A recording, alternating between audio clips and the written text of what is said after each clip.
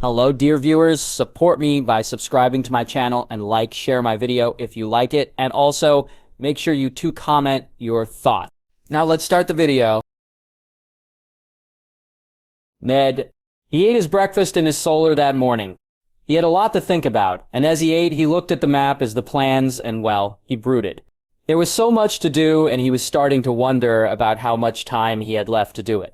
The others had to be aware that he knew that they had awoken, that the North and the First Men had become aware of the threat. But there were still the other threats in the south and to the southwest that had to be dealt with. The Ironborn concerned him. He had been quietly investigating what was going on down there, and what he was starting to see was deeply worrying. Balon Greyjoy had been rebuilding his fleet under his bloody nose. How he had his suspicions. Too many parts of the western shores of the north were barren and had few settlements. So it would have been easy to sneak their longships in and harvest timber without anyone knowing. He had thought that he had been keeping a good eye on them. He had been wrong. At least Howland had sent men to garrison Moat Cailin and to restore the more easily repaired parts. He had sent ravens to order more men and supplies there. At the very least, it could be a waypoint for any forces coming from the south. At worst, it could be held against the Ironborn should they be stupid enough to attack. There were times in his darker moments when he wondered if Stannis Baratheon had been right about the Iron Islands. Balon Greyjoy should have been removed from power and his head placed upon a spike, and someone better, someone smarter, placed in charge. The Reader, perhaps. Or even one of the lesser lords. It would have freed up Theon from the poisoned chalice that would one day await him as the Lord of the Iron Islands. Yassiern was a different man now. He wasn't a boy. He was grave and thought a great deal before he spoke about weighty matters, and he prayed every day in the Godswood, and he was teaching Bran archery. The lad had a gift for teaching, something that he had shown no signs of before. His gaze wandered south to the Westerlands, and his lips tightened for a moment. The old lion was another threat, a proud man and a man who did not like to be proved wrong about anything. Did he suspect that his grandchildren were not the progeny of Robert Baratheon? If so, did he care? Or was he too set on having Joffrey take his seat on that damn Iron Throne? And who to the south knew about the others? Whose ears had heard the call? He wondered. Word had come from Lord Manderly that a shipload of men and supplies had arrived from the Stormlands, bound for East Watch by the Sea. Volunteers for the Wall, they had told the rather startled lord of the city. Moreover, volunteers with swords, timber, food, and coin. Did Rensley Baratheon know about them? Did Robert? How far south had the call gone? The door creaked a little, and he looked to see that Kate had entered and was looking at him fondly. "Good morning, my love," she said with a smile. "Breakfast in your solar? I was asking after you." He smiled at her and then gestured at the map. "Too much thinking to do," he sighed. "Too much needs to be done." She closed the door behind her and then walked over and sat in the chair next to him and looked at the map. "So much relies on us, doesn't it?" "Aye," he said wryly.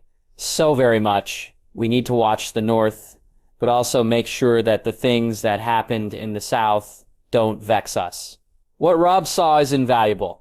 We know that Balon Greyjoy is eyeing the north in revenge for his defeat now. We know that the Lannisters will fight to support Joffrey should he ever become king, and we know that Robert and Jon are in danger. Oh, and we also know that Rhaenys a fool." He shook his head. "If only I'd known what I know now when I'd gone south to King's Landing in that other future." Kat turned a little pale. "I do not like to think about that future," she said faintly. "You dead, Robb, trying his best to fight a war. Sansa a prisoner. Aaron missing. Bran unable to walk. Our home here lost." He was on his feet in an instant, crouching next to her. "It will not happen now, Kat. We've seen to that. The North is mobilizing for the long night, and the South is starting to respond. We need to talk to Robert, and right soon, but what happened in that other future will not happen again." He smiled at her, and then kissed her gently on the lips. "I swear it will not happen. That future saw." Kat smiled a little tremulously at him. Then she sighed. "Ned, the vault we found.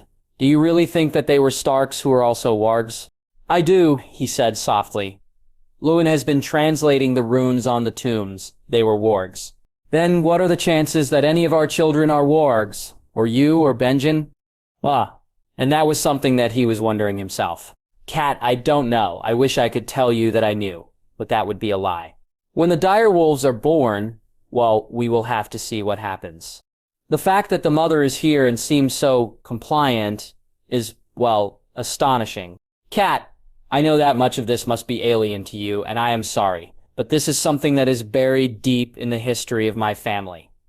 I barely understand it myself, and I am supposed to be the Stark in Winterfell. He shook his head, but this is something that is a part of me, and our children. The old gods have spoken. I know that you worship the Seven, and they must their own role to play. But this is the North Cat. The old gods have given us a second chance, and we must take it. She smiled at him again. I know it, Ned. I saw Llewyn this morning. I wanted him to confirm something. I am with child again. He stared at her, his heart soaring within him. Truly? Truly. He whooped with joy and hugged her, before fearing that he was being too rough with her. I am sorry, I shouldn't have done that. The baby is not due for some time, and I am not made from glass, Ned. Cat's eyes were warm and amused, and also contained a challenge.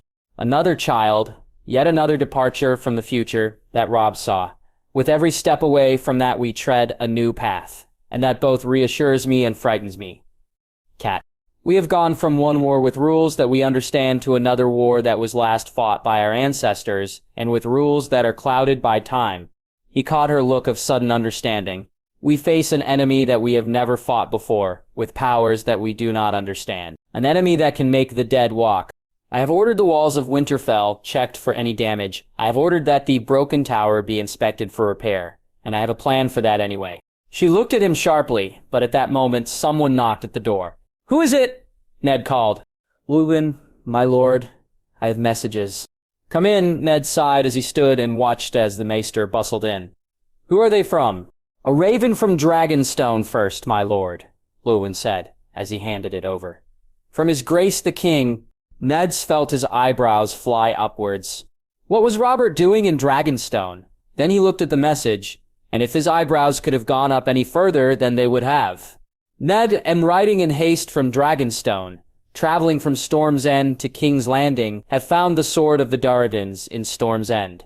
I'm sending my son Edric to foster with you at Winterfell. Treat him right, please. He's a good lad. There's a storm coming. Don't know what or where, but stand ready. Robert, King, etc., etc. He lowered the letter and felt a fierce exultation fill his heart. Robert's Darrington blood sings true, although where he found the sword of Darren Godsgrief is a mystery to me. He paused. And he's sending his bastard son Edric here. We will have to keep an eye on him, Cat sighed, and given what we know about Joffrey's true parentage, it will be more important than ever to keep him alive. Cersei Lannister will not take it kindly either. I care not a whit for what Cersei Lannister thinks of us. I trust her about as much I trusted Rhys Targaryen. Not at all. She is dangerous and false. The problem is that Robert is not aware of her true nature. We must deal with her at some point and defang her brother and their father at the same time. He looked up and saw that the other two were staring at him. I have given this matter some thought. In the meantime, you have another message for me, Llewyn. Aye, my lord, the older man said with a slight shake of his shoulders as he seemed to settle himself. From the Red Fort in reply from your message. And he held out a thick package. Ned took it and opened it. Inside was a sheath of papers, secured with a ribbon, with a wax seal, with the personal seal of Lord Redfort pressed into it. Ah, the answer to my letter. Thank you, Llewyn. Cat, we have some reading to do. We might soon know the answer to the question of if Demeric's suit to marry our daughter can be granted or denied. Willis, he came awake slowly. He felt hungry, and so very, very thirsty. He also felt weak, as if he had been ill. He opened his eyes and stared at the ceiling. He was in his bed. How had he gotten there? Why was his head so fuzzy? Then he frowned. His leg didn't hurt. How odd. Licking his lips made him realize how dry and cracked they were, and he sat up slowly. As he did, he realized that he was not alone. Marjorie was asleep in a chair next to his bed, and by the main window that looked out over Highgarden, grandmother was embroidering with a scowl on her face. What happened? He croaked through a throat that seemed drier than the bone road. Grandmother looked up from her embroidery. Aha, she said caustically. The sleeper awakens. Marjorie came awake abruptly. Her hair looked disheveled and her eyes were red, making him think that she had been crying. Willis, you're awake. I need a drink, he croaked, looking around. Then he saw a goblet to one side and reached out with a shaking hand. He very nearly dropped it, but Margaery took it from him and then brought it to his lips. He wanted to scold her for treating him like a child, but at the very sight of what looked like watered wine, he desired nothing more than to drink every drop within. He almost choked on it at first, but by all the gods it felt good to drink it, and he did drink every drop. Is there any food in here? The question came out in an almost normal voice, and at the very thought of food, his stomach growled. Here, grandmother said as she crossed the room, clutching a plate of what looked like honey cakes in one hand whilst her cane clacked on the floor. Eat these. She placed the tray on the bed in front of him, and then pulled up a chair as he grabbed one and ate it in 2 bites. You seem yourself again. Good. Willis grabbed the second honey cake and then peered at her. What do you mean? Grandmother leant back in her chair and then eyed him critically. You've been asleep for some time, boy. And this has not been the first time that you've woken up since you found that room with the statue. The room with the statue, he cast his mind back. Garth Greenhand? Aye, Garth Greenhand. In a room that no one had ever known of. But you found it. He frowned again, and then ran a hand over his beard. It all seems fuzzy, indistinct. Then he frowned at her again. What did you mean? That wasn't the first time I'd been awake. The last thing I remember is being in that room. Grandmother swapped a look with Margaery. His sister looked worried. His grandmother looked slightly puzzled. Willis, Margaery said hesitantly, 2 days after you collapsed, you woke up, shouting orders. Orders to men long dead. You sounded as if you were ordering men whilst in battle, grandmother said quietly. And the names you were shouting, well, they were to the sons of Mern the Ninth. You seemed to be on the field of fire. You seemed very distressed, shouted something about dragons, drank 2 cups of wine, ate a plate of food, and then fell asleep again. Oh, and you pinched the bottom of the maid who brought you your food. He stared at her, baffled. I did? Oh yes, with hindsight, it was all most amusing, and then 7 days after that you awoke again. Used the privy, dictated 3 letters to men long since dead, including Loren Lannister, about mobilizing men against Aegon Targaryen, ate 3 honey cakes, and drank a goblet of watered wine, pinched the bottom of the same maid, and then collapsed. She leant forwards. So, as you can imagine, I am very happy to see you in your right mind again. He eyed her bemusedly as he swallowed the last of the honey cakes. I don't understand. Willis, Margaery said tearfully, we thought that you would never wake up again. He looked at her and smiled. And yet I have. He paused. I feel as weak as a newborn kitten, though. You are awake at least, which is good, and apparently in your right mind. The master was worried, as was I. I told you not to worry yourself, child, grandmother harumphed. I always thought that your brother would awake. That master is a ninny hammer. Margaery looked at her. Grandmother, you were worried too. I was not, I never worry, I mused. His sister shot him an amused look, and then reached out and grabbed grandmother's embroidery. Then explain this. She passed it over to Willis, who looked at it and then snorted with amusement. Grandmother had embroidered a picture of a man in master's robes being chased by an angry thorn bush. You were worried. Grandmother snatched it back. I may have been slightly concerned. Now, how do you feel? Willis considered this question carefully. His stomach no longer felt as if it had a kitten loose in it. Still weak, but no longer as hungry, and my leg no longer hurts. Try standing. It wasn't a request from grandmother. It was more like a command. He blinked at her and then moved to the end of the bed. Pulling the sheets aside, he could see that he had been dressed in a robe. Whereby that preserved his modesty, and then he stared at his leg, his bad leg, which no longer looked as if the bone had been broken, reset. It looked fine. It didn't hurt. He slowly stood, tested his weight a little, and then took a cautious step forwards. He was weak and wobbly on his feet, but his leg didn't hurt at all. It doesn't hurt, he whispered. It really doesn't. He looked around at the other two and saw their sudden smiles. Then he remembered the statue. I need my clothes. I have to see what I discovered. Good, grandmother muttered. You can make better sense of it than your fat fool of a father. She sounded even more acerbic than she usually did when talking about father, and Willis looked at Margaery, who pulled a slight face in response. Grandmother, naturally, noticed this. Oh, stop that. I gave birth to him, and I have every right to call him an idiot. How any child of mine could have the brains of piece of wood is beyond me. Your father has not reacted well to that room. He's been going around telling people that he always suspected that there was something there in order to make himself appear less clueless. He's almost ordered it bricked up 3 times. Willis frowned as he walked over to his dressing screen and then pulled off his robe. Why? Because he's afraid of what it represents.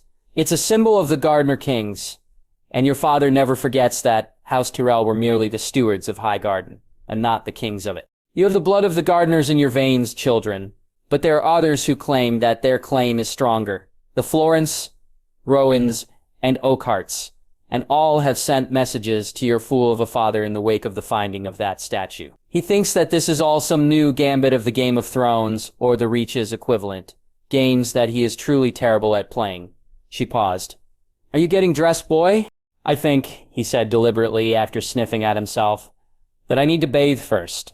I smell. He did indeed, and he put his robe back on and ordered a bath to be drawn at once, whilst a clearly much happier Marjorie and grandmother vanished outside. As he waited, he drank another cup of watered wine, and ate a plate of bread and ham that he ordered. He noticed that the maid who brought the food eyed him carefully with a suspicion of a blush, and he wondered if that was the maid that grandmother had mentioned. It seemed that even possessed, he had good taste, and he smiled warmly at her and saw the blush grow more than a little. The bath did him a lot of good, and he dressed quickly afterwards and strode out.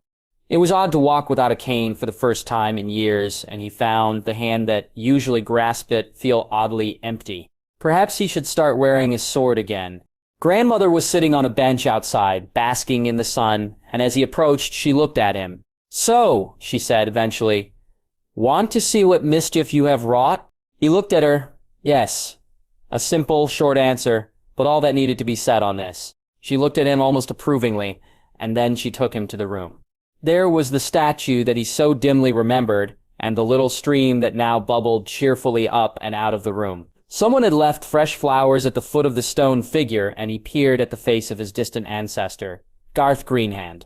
There were other statues of him elsewhere in Highgarden, but this one seemed different. Clearer somehow. Make the garden bloom again. What does that mean? Grandmother shrugged. I know not, but many want to talk to you about what it could mean. Your father wants to ignore the whole thing. No, Willis snapped abruptly. We cannot. This means something, and what help needs to be sent to Winterfell? You remember that part, do you? Good. Grandmother most assuredly sounded approving now. No cheese in your ears or in your brain, unlike your fool of a father? He thought hard. There was no shame in admitting that he needed more information. We need to access the archives. Grandmother, see what the Gardener Kings used to send north, if anything. We need more information than we have at the moment. And this is not a matter that can be dismissed. This is not a gambit in the Game of Thrones, nor a conspiracy by the other houses. This is a relic of the past, with a message for us. Your father will disagree and tell you that it's all mummery. He felt his expression harden into something that looked rather like the look on grandmother's face at the moment. Father is wrong. Grandmother smiled at him. I taught you well. Ned. He stared at the map again as he waited for Cat to bring Sansa to his solar. The letter from Lord Redfort lay on the table, and he thought about that other message that lay within it. The Redfort prepares for war, Lord Redfort had written. I am told Redstone does too. The Stark calls for aid, command us. The call had indeed been heard south of the Neck, and he needed to work out the implications now. The Redfort and Roanstone owed their allegiance to Jon as the Lord of the Eyrie and defender of the Vale. For them to send help to the north would mean that Jon would have to be told about what was going on.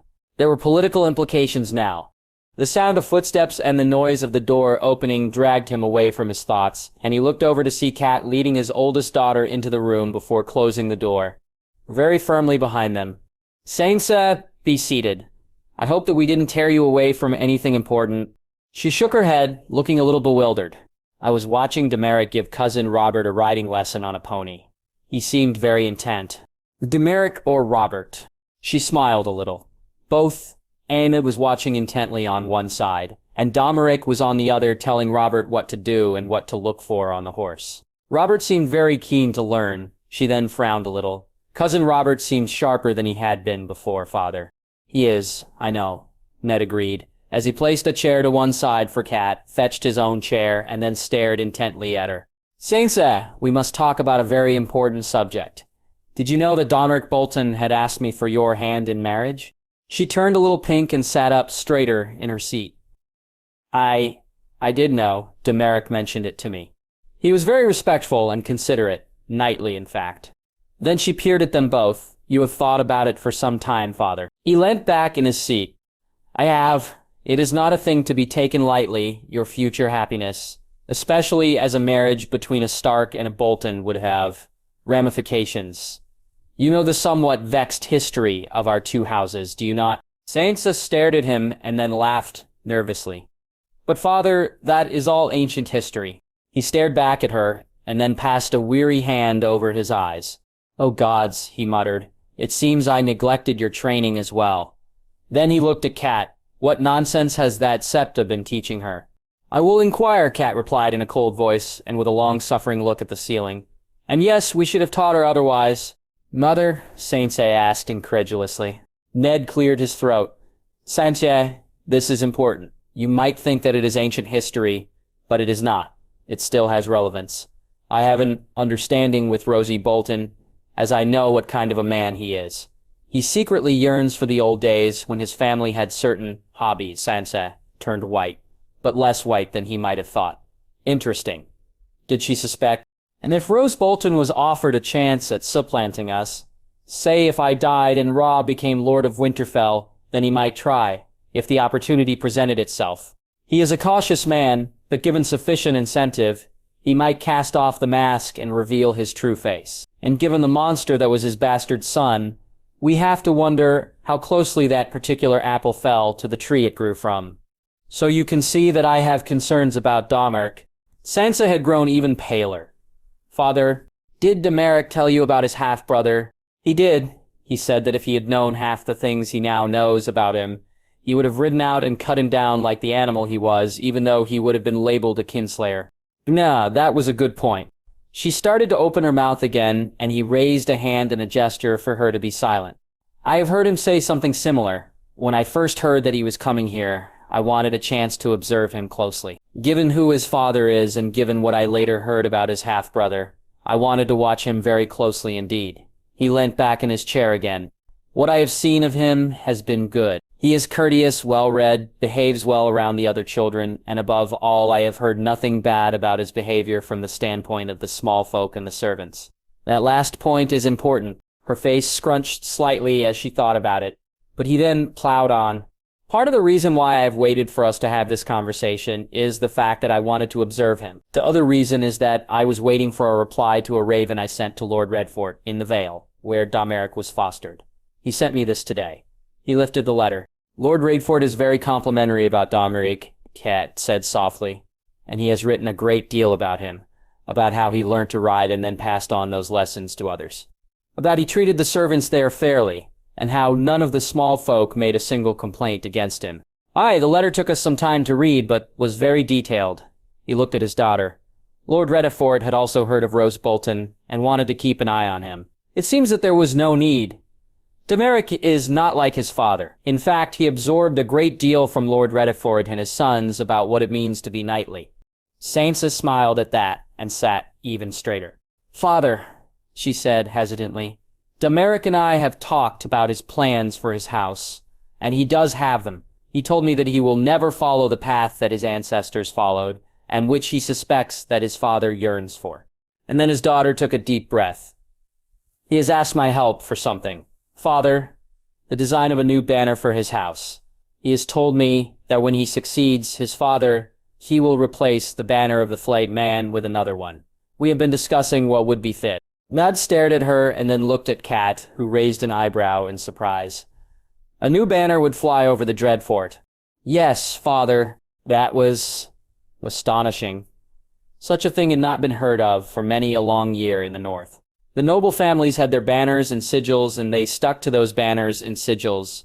For Daenerys Bolton to discuss this with Sansa meant that he was more than serious. He was in deadly earnest. He stroked the tip of his nose for a long moment, and then he looked at Kat, who nodded the barest tilt of her head. Sansa, should we agree to Daenerys' suit then, you must understand something. Marriage can be an alliance between families. And more than that, it is not just a matter of providing heirs. When I married your mother, I barely knew her, something I regret very much. but we forged a love that has withstood much, and I rely on her for many things. Should you marry Daenerys, then there is something that you must hold to. As well as giving him children, and helping to run the Dreadfort and the area around it, you must keep him to this path that he has outlined to you. Life here in the north is never easy, and there is a winter coming that will freeze many men and women down to their very bones. The long night comes. Sansa. You know it, as we all do, as does Daenerys. He must never be allowed to go down the road that his father secretly yearns for. He must never produce a Ramsay Snow, preventing that. Keeping him the Daenerys Bolton of the Redfort will be one of your tasks should you marry him. And it will be a hard task given the war that will come. Sansa was very pale as she stared at him. So to that matter was Cat. He knew that his wife knew very well what he was asking their daughter to do. How important it was.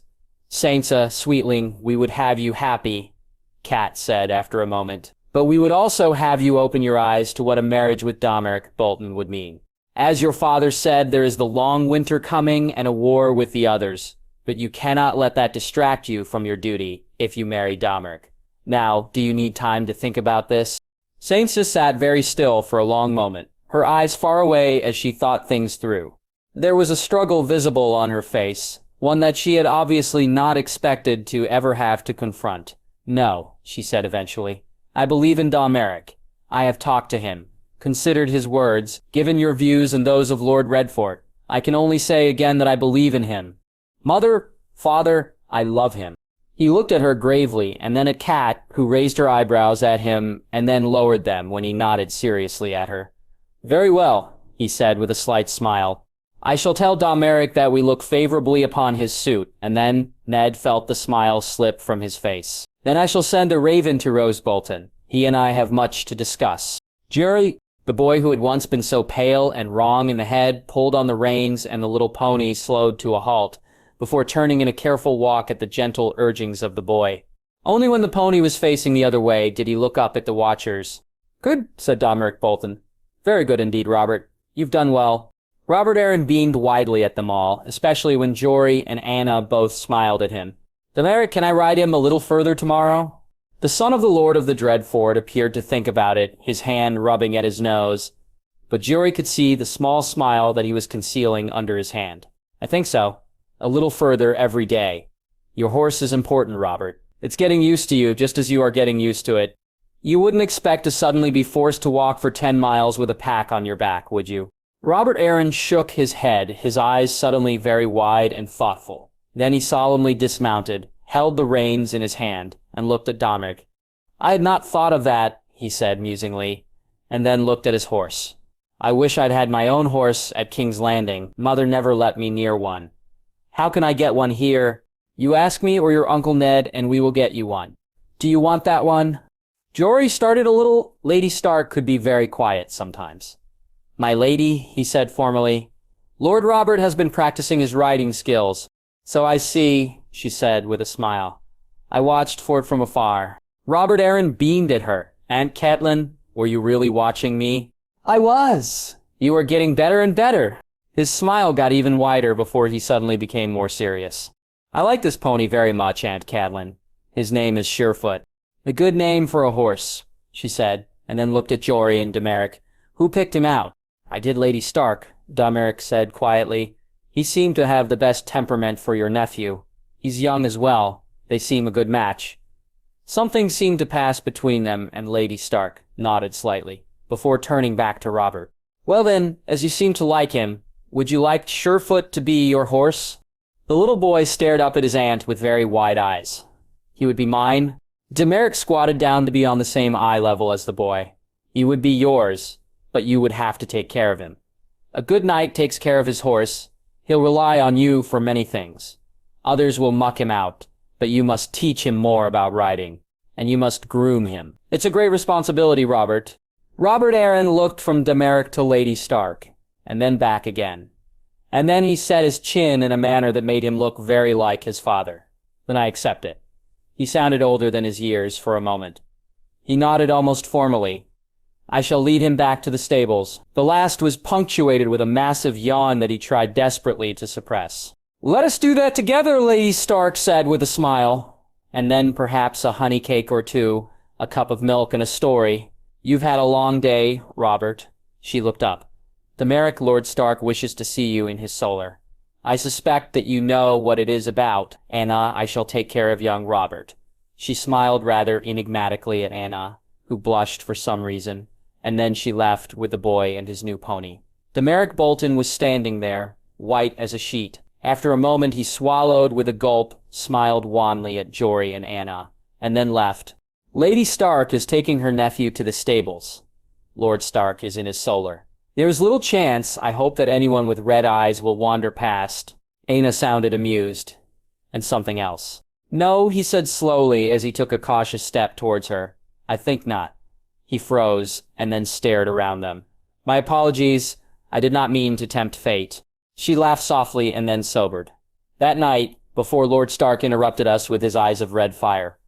What were you about to ask me? He looked at her, and all of a sudden, his heart was hammering in his chest as if he had run a mile. I said that I was, and still am, looking forwards to showing you the North. And I am keen to see it. I do not know how long I shall be here. I am just Lord Robert's nursemaid. He will not always need me. What will you do when he does not? Go home. And where is home? She smiled at him.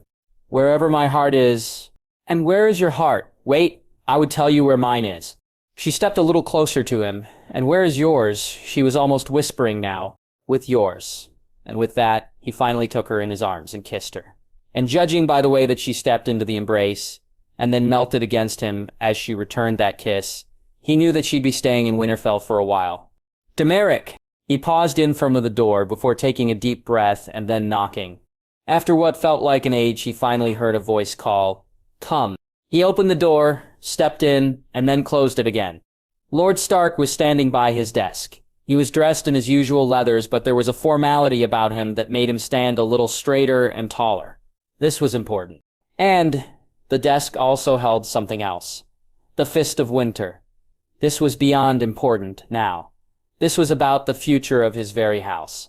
He felt his legs shake for a moment, and then he stiffened them. He had to be strong for this moment. You asked to see me, Lord Stark. I did indeed, Daenerys. Take a seat, please. He sat carefully, and then looked at Lord Stark, who looked back at him with his head tilted slightly to one side and his hand stroking his chin, which he did when he was thinking very hard. After a moment, Lord Stark smiled slightly. Daenerys, I have been considering your request to marry Sansa, considering it mostly carefully, indeed. I am sorry for the time that it has taken to give you an answer on this, but it was a matter of the greatest import for me. I even wrote to Lord Redfort to ask his opinion of you. Daenerys felt his cheeks burn. Lord Redfort was a man whose good opinion he had always worked hard to earn. Very hard indeed. Lord Redfort was the man that he had secretly wished could have been his father. Just but fair. A true knight. I respect Lord Redfort very much indeed, Lord Stark. May I ask what he said about me? Lord Stark leant back in his chair a little. Nothing but good things. No complaints were ever made against you in your years at the Redfort. Just the opposite, in fact. He said that it was an honor to know the fine young man that you became. He felt his eyes moisten for a moment as he remembered his time at the Redfort. How he missed that place. That was most kind of him. It also fitted in with my own observations of you. I have watched you most carefully, Daenerys. We Starks pick our marriage alliances most carefully, for a Bolton to marry a Stark. Well, there will be many who wonder the reason, given the history between our two families. Now I know what that reason is. I have talked to Sansa. You are in love. His cheeks reddened again. I do not deny it, Lord Stark. His voice seemed squeaky in his own ears, and he cursed his reaction. I do love Sansa. Lord Stark's eyes narrowed a fraction as he looked at him. She has also confided in me that you have plans for House Bolton, plans that might include a new banner. Enlighten me if you can. He sat there for a long moment as he ran those answers in his own mind. Finally, he settled on the brutal truth. The Flayed Man banner is a link to a past that I want no part of. I would never flay a man. The very thought is abhorrent to me. An upright red sword on a white background, perhaps, or a sword over a cross of red on a white background. I have not yet decided. I gave Sansa my word that we would settle it together, but no more Flayed Man, or the colors thereof. There was a short silence as Lord Stark absorbed this. Your father will not approve. I do not care. I honor my father on many things. This is not one of those things. This is more important. I will be Lord of the Dreadfort one day. I would not have it feared. I would have it respected." Another short silence, and then Lord Stark stood. "Good. Then your suit to marry Sansa is approved. I will send a raven to the Dreadfort, summoning your father. He and I will talk about many things. There is one last thing, though. Marriages last for many years. The old gods providing I would have my daughter, Sansa, happy throughout those years. And that is the greatest condition of all." Darmeric fell to his knees and then placed a hand on the fist of Winter. "Lord Stark, by the old gods, I, Darmeric Bolton, do swear this oath of my own free will. Should I ever disappoint, betray, or harm your daughter, Sansa Stark, I will take whatever punishment you deem necessary, even death. This, I swear." Perhaps it was the moment, or perhaps it was his imagination, but he felt the floor shake just a fraction as he said those words. "This oath I accept." As the Stark in Winter fell, Darmeric looked up at the man who was going to become his good father, and for a moment he fancied that he saw red fire in the eyes of Lord Stark. Tyrion! Every time they stopped, he'd find his eyes looking at the horizon, at the nearest crag or hill. He was looking for links. He was starting to think that he was finding them. He looked down at the map on the pommel of the saddle as they rode north. He was also taking notes as they went, because what he was seeing was both fascinating and deeply worrying.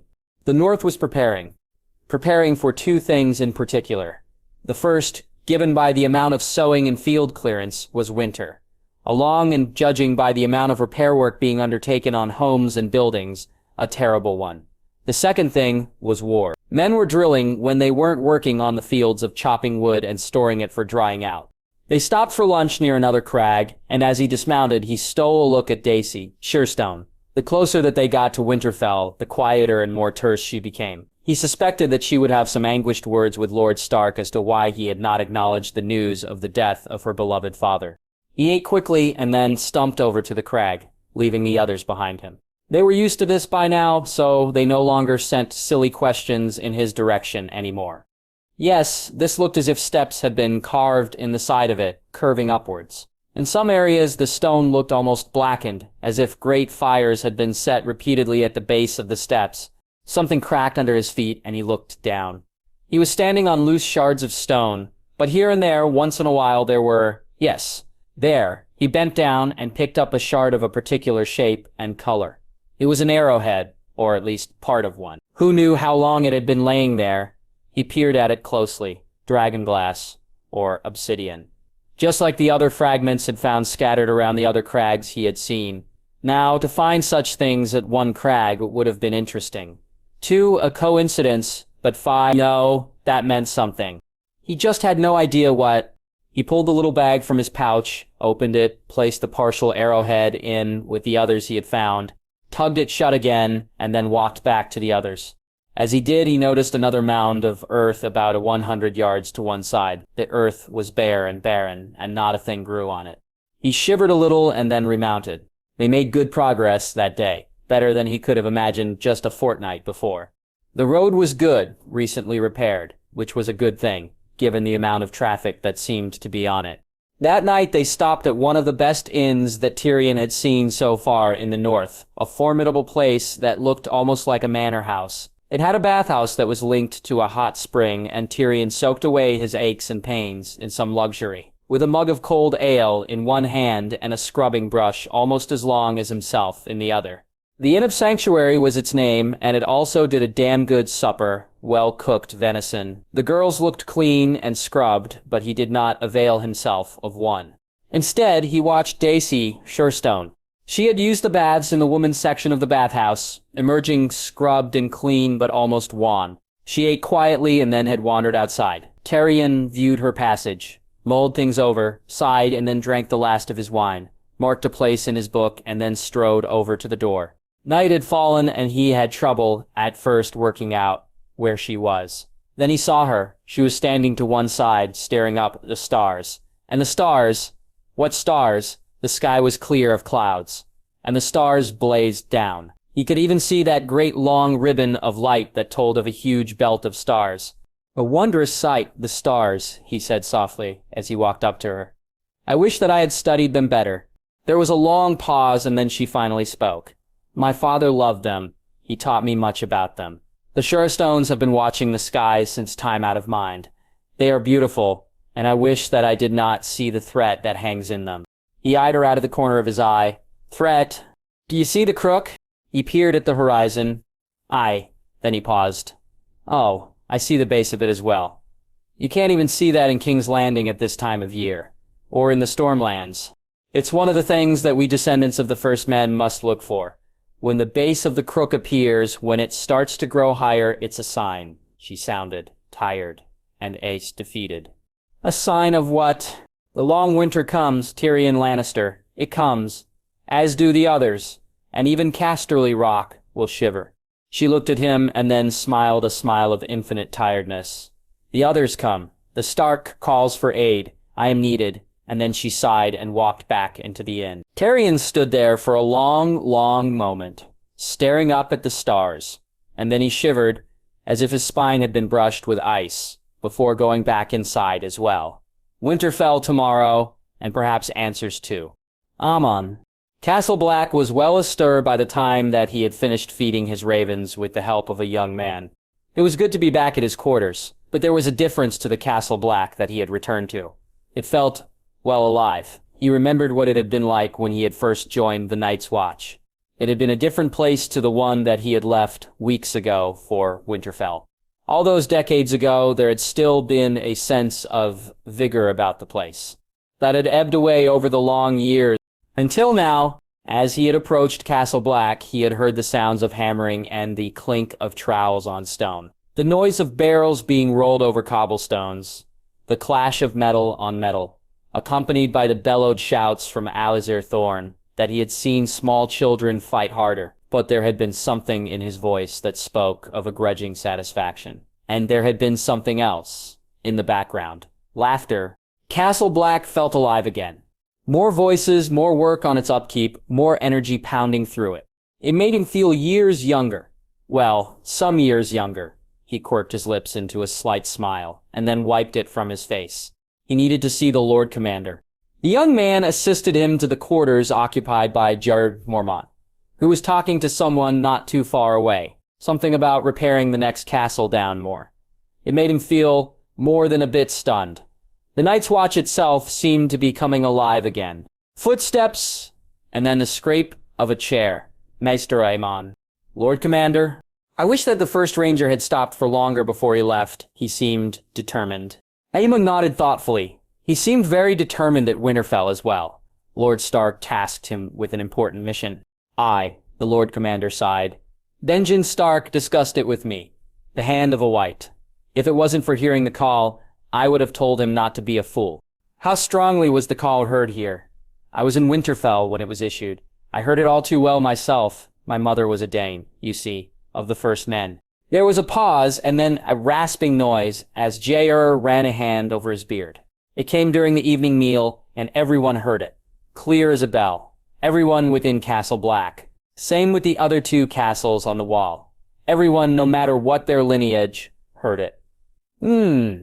Interesting. Some magic from the wall, perhaps.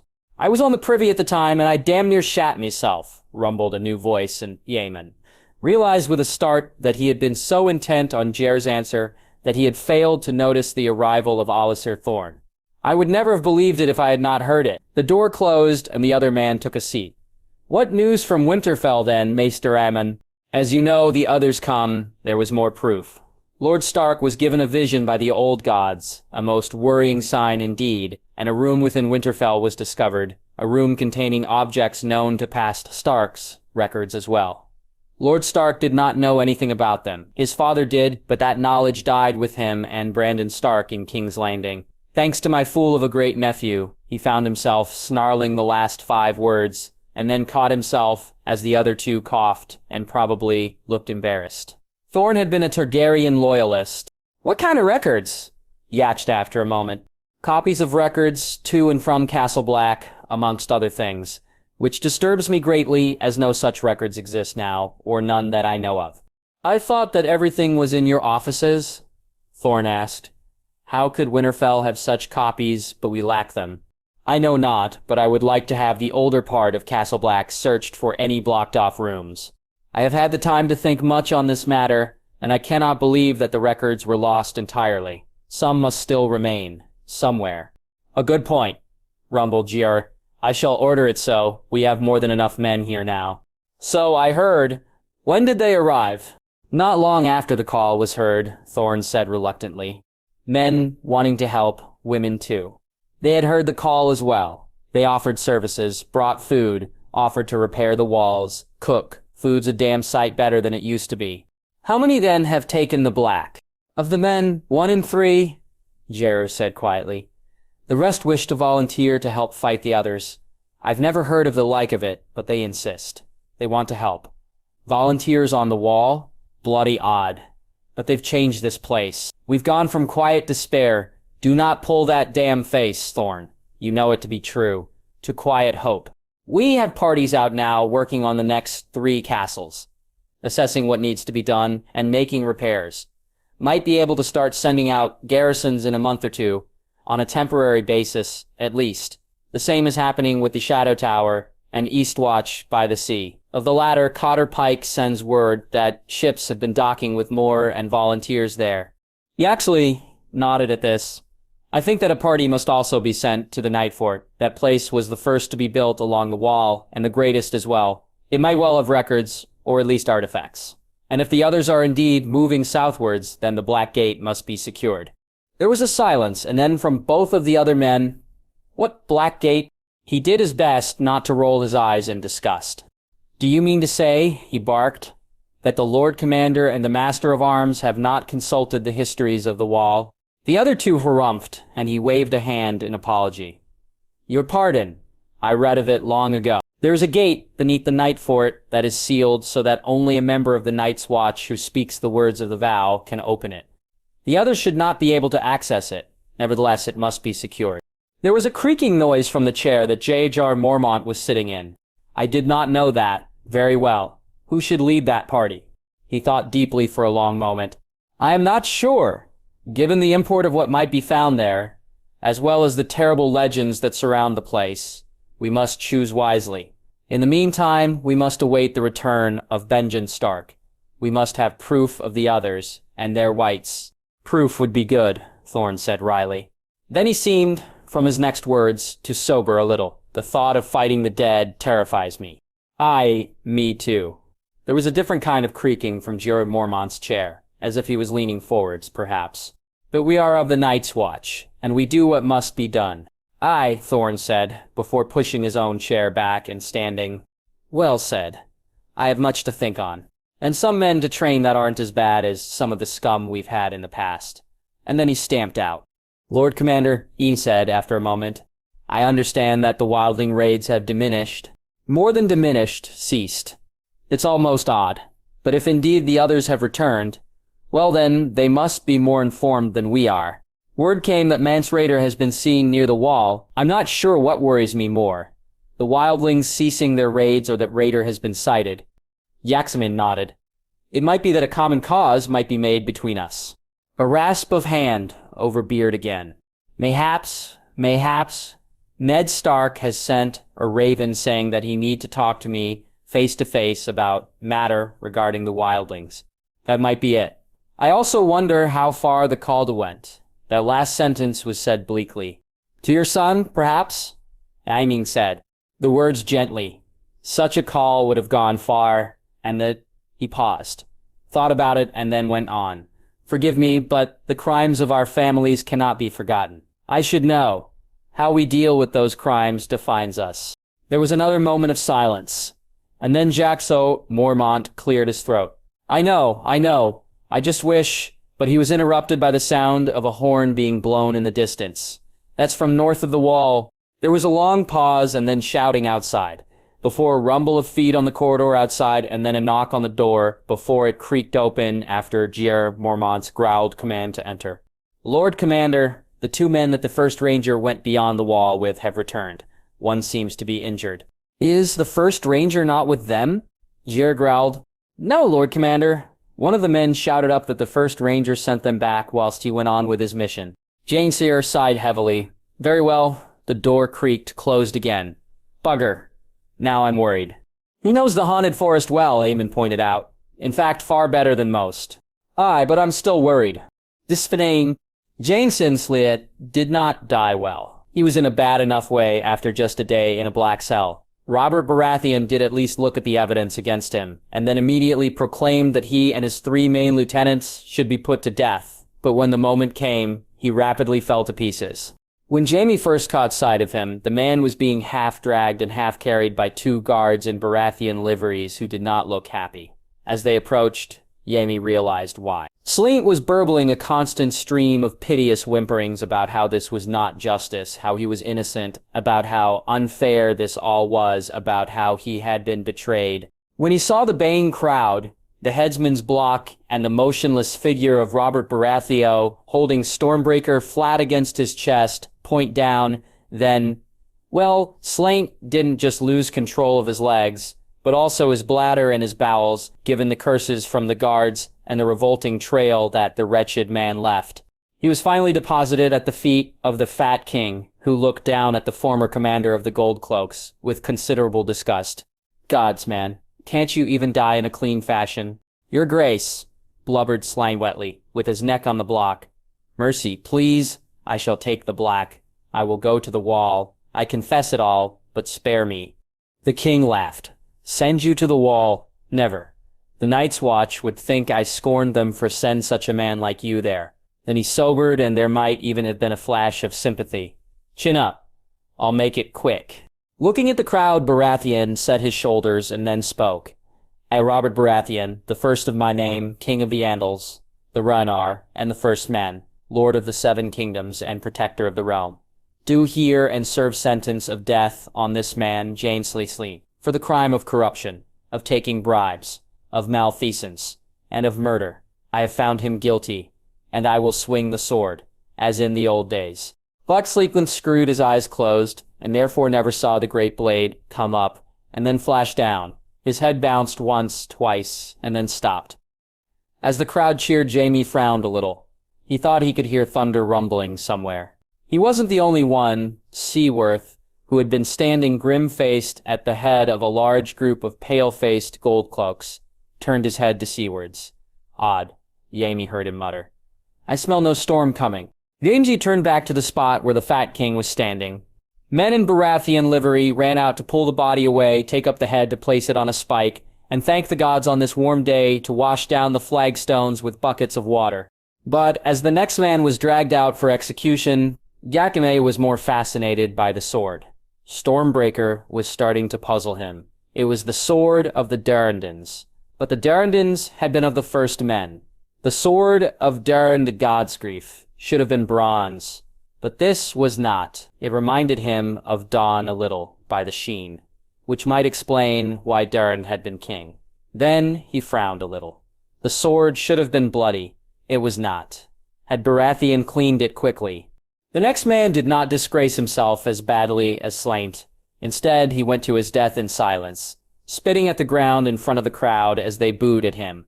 His fatness didn't even bother with last words. He simply took his head from his shoulders with a single savage swipe that looked contemptuous. Jaime stared at the king of Westeros. Yes, the man looked alive again in some terrible way, but there was no blood on the sword, had he shaken it. The third man was as bad as Sleent, a cowardly wreck who wailed at the sight of the block and the sword and everything about Robert Baratheon. Jaime averted his eyes for much of it, because it was frankly embarrassing. And then the fourth man came forwards. He was a dark-haired man who strode to the block with a straight back and a face that showed deep shame. The crowd seemed to sense it, and they booed him less than the others. Baratheon looked him over, and then nodded at him somberly. "To kneel, lad." And then, as the shame-faced man did so, Baratheon said something that surprised Jaime. "I know why you took the coin," he rumbled in a low voice. "Your wife and your son took sick, but even after they were better, you kept taking it. That was not right." "I know, Your Grace, and I am ashamed of it," the man replied, tears in his eyes. "My family will have a pension. My word on that. But there's a price." The gold cloak nodded and then braced himself. "I will pay it. Good lad." The sword came up and then slashed down. The head thudded to the ground and the crowd cheered again. But Jaime's eyes were on the sword. This time, there was blood. How odd. His fatness stepped over the body and then looked at the assembled crowd and the gold cloaks, who had watched the whole thing with such pale faces. People of King's Landing, these men did you most grievous wrong. These men betrayed your trust in taking bribes, and I will not have that. I will have justice in this city and not corruption, and trust instead of betrayal. You have my word on that. Long live King Robert the Just. The call came from a squinting little man not too far from Jaime, and he peered languidly around as the crowd of small folk threw their sweaty caps in the air and about stank the place out with their stinking breath. His fatness beamed a little grimly at them, hefted Stormbreaker with one hand as if he was a little surprised about something, and then sheathed it before slinging it onto his back and then stomping towards his horse. It was only then that Jaime caught sight of Joffrey, who was staring at the heads of the 3 gold cloaks as they were being placed onto the pikes on the nearest gateway. There was an odd look on his face, like a combination of uncertainty, fascination, and excitement, and then he seemed to catch himself as the hulking and grim-faced form of Sandor Clegane brushed past him, before darting after his fatness. "Father," he heard Joffrey smirk at Baratheon, "can I practice with Stormbreaker?" "Of course you can, lad, but not just yet. You need to get some muscles on you first." "'Tis a heavy sword, lighter with use, but too heavy for you just yet. You need to practice with your own more first to build yourself up." Clegane. "Your Grace," the scarred man stepped forwards. "Train my son a bit harder, will you?" Clegane eyed Joffrey. "He's lazy." "I am not," Joffrey protested. "Yes, he is, your Grace." Baratheon stopped and turned on Joffrey, who blanched a bit. "Always train, lad. There's a war coming. There always is. There will be when you're king eventually. So always train." He pulled a face as if he was reminded of something. "And I must train now. I'm too damn fat." "Still, no longer." He eyed the horse nearby. "Sir Barristan?" "Your Grace," the Lord Commander called from one side. "I need to train. I also need to talk to someone with knowledge of sword-making." The Sir Barristan Selmy pursed his lips with thought for a moment. "For the former, I think, the Red Keep, your Grace. For the latter, I know of at least one place you can find experts on the Street of Steel." Baratheon nodded and then mounted. "Sir Barristan and I have some questions to ask then, on the Street of Steel. Kingslayer, Clegane, get my son back to the Red Keep." He nodded at them and then rode off with the Lord Commander in a great clattering of hooves. Jaime watched them go with a sardonic eye, and then, very far away, he seemed to hear the boom of distant thunder. Melisandre. The servants built the fire quickly. She knew that they were deathly afraid of her, but she did not care. They were sworn to her service. Their lives were hers to do with, as the Red God commanded. Today they would build her a great fire, the greatest that they could. She needed to see the flames, to look into them and see the visions of the path she now had to tread. She had to admit that she was getting impatient. Her visions had become clouded of late, for the first time that she could remember. Clouded by what, though? She could not say. It was as if the eye of her mind was suddenly unfocused, as if Rosier had lifted his gaze from her, which was, of course, impossible. So much had happened to lead her to this place, this point, an island just to the west of Tyros. She had had her servants take her there by ship with all the wood that they bring without sinking the ship, and now the great fire was complete. "Go," she said coldly to them, "leave this place. What has happened here is not for the likes of you. Go, return in the morning for me." They bowed, and then they all but fled. They lacked her faith. Well, what did they know? What could they know? Nothing. Poor fools. A walk around the fire revealed that even though they were fools, they had done their job well. Wood piled upon wood, soaked in lamp oil. She nodded and then picked up a burning brand and thrust it into the kindling, before stepping back as it started to take. The flames crackled at first, and then started to roar. As the main section of the fire caught and the wood started to blacken, the roar increased to almost a shriek. Yes, they had built it well. The heat roared off the great blaze, and she felt her lips peel back in a smile of joy. Rosirima was with her. The Lord of Light was here. She undid her robes until they fell to the ground and stepped as close to the fire as she could. reveling in the heat on her naked body. The grass started to brown and curl between her toes. She minded it not. The flames danced and sang to her, and she stared into them. Yes, something was appearing. Visions of Tyrosh, faces of men and women, young and old. Did they matter? It was a start, at least. The vision was crisp and clear. Where to turn her gaze next? Dragonstone? That had been where her feet had been taking her before this odd mist had descended. Not yet. East, perhaps? She frowned a little. Yes, eastwards. The 5 forts appeared in the flames, a chain against the forces of the Great Other. Were they manned yet? They should be. Where were the fortsmen? Coming. She frowned harder. Her brother should have it in hand. She'd have his heart in a brazier if he did not. Where next? South. She smiled a little, and then she frowned. Eyes flashed from bronze panels, and she would tell that something had changed there, that something had awoken. What, though? She had long suspected that something was hidden to the south. She did not know what. She did not look to the southeast. That way madness still lay. North now. Animals seemed to crowd the streets of Pentos, whilst something seemed to be growing there. She stared into the flames. A girl. There was too much confusion there. A horseman flickered in and out, and then vanished. And then something. No, some things seemed to flash across the sky for a moment. And then, as she tried to look further north, there was something else. Something moving westwards. She blinked and shook her head a moment. No, nothing had wings of ice. And now she took a deep breath and turned to look westwards again. She had to see where he was, the Azirahe. Where had he been born? How was he to be forged by his trials anew into a weapon for the Lord of Light? Dragonstone appeared in the flames, but there was some odd about it, something she had not seen before. Tendrils of light flowed north from it. What could they be? An old man's face appeared, as he talked with a fond smile with a young girl with a shadow on her face that seemed to seethe and flex and then vanish. Westwards again, and then the mist descended again. She wanted to scream in frustration. What was this? She sharpened her focus and stared more intently.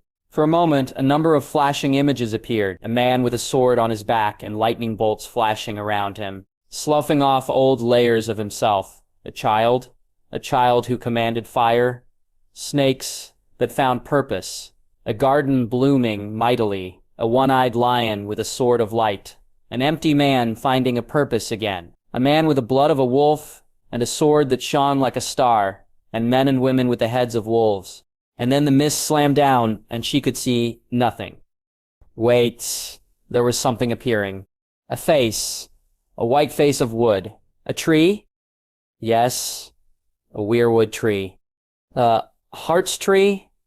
Was that the name? And then the eyes carved into the tree opened to reveal orbs of red fire. We are stronger now, she heard a great voice boom in her ear. We were weaker before. No longer. You are wrong about so many things, Red Priestess. Cast your eyes eastwards. Your brother is not as strong as you are. Who are you? She barked the question at the terrible face. Are you a servant of the Great Other? The red orbs blazed harder. Foolish child. The enemy has many faces. Ours is not one of them. Your red god was always a fool to think that only he could fight them. This is a greater fight than you think. Things have changed here. We are stronger. Things that were sleeping have awoken. Things that you cannot understand. Do not come here. You will only do harm. Events are in motion that must not be disturbed. The others are awake, and old friends who thought each other dead are meeting again. Cast your eyes not again to the west. Now, go.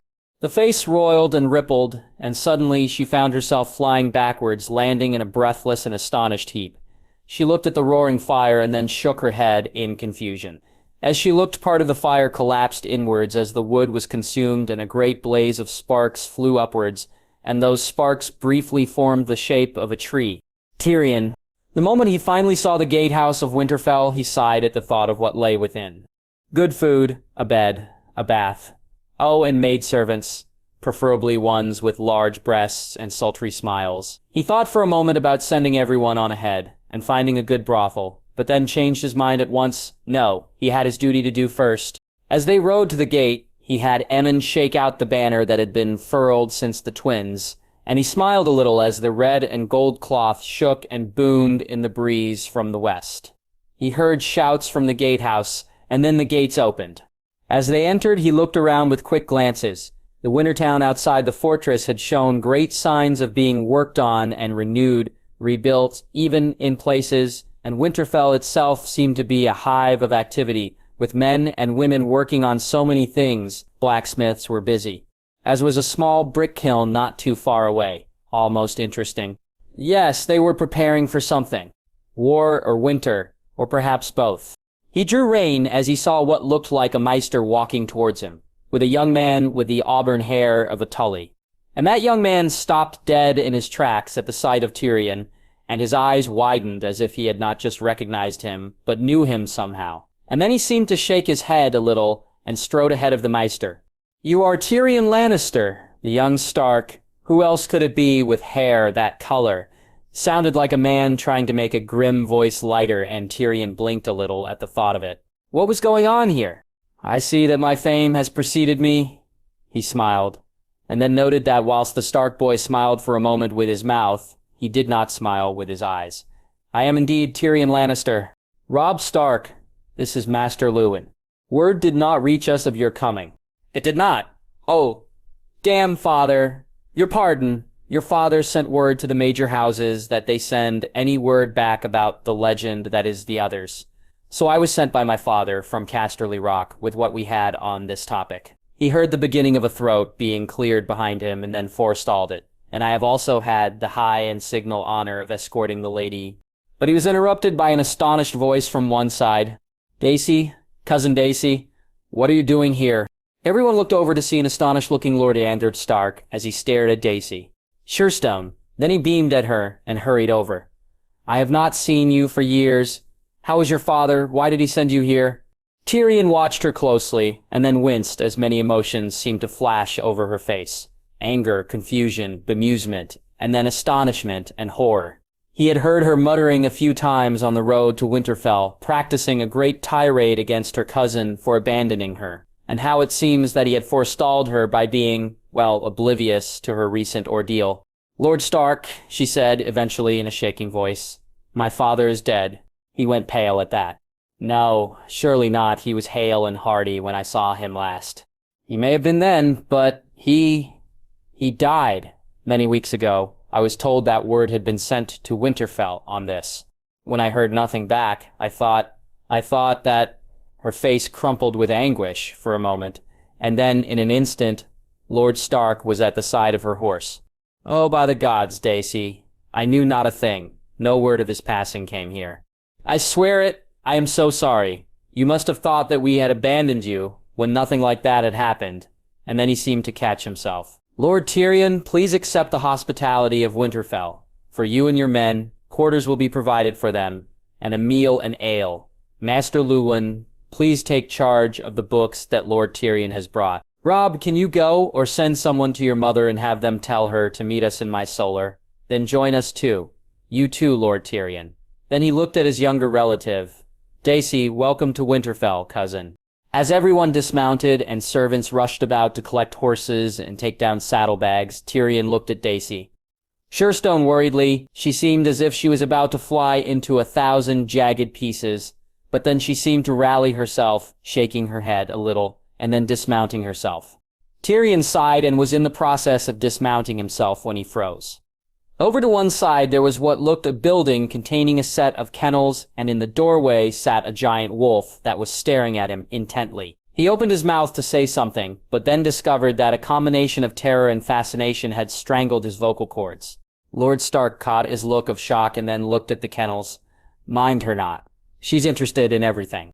Daisy Surestone had also frozen in place at the sight of the creature, and then a huge smile lit up her face, making her appear beautiful for a long moment. "Nade, you have a dire wolf?" "I have. It has been an interesting few weeks." Then he flushed a little. "Your pardon, you have lost your father. Come." Tyrion kept an eye on that dire wolf as he walked towards the door of the keep. He still couldn't believe that it was there. Weren't dire wolves supposed to be extinct south of the wall? Then he pulled a slight face. Might as well add it to the list of odd things that had happened. By the time that they reached Lord Stark's study, he was starting to wonder what else was going on.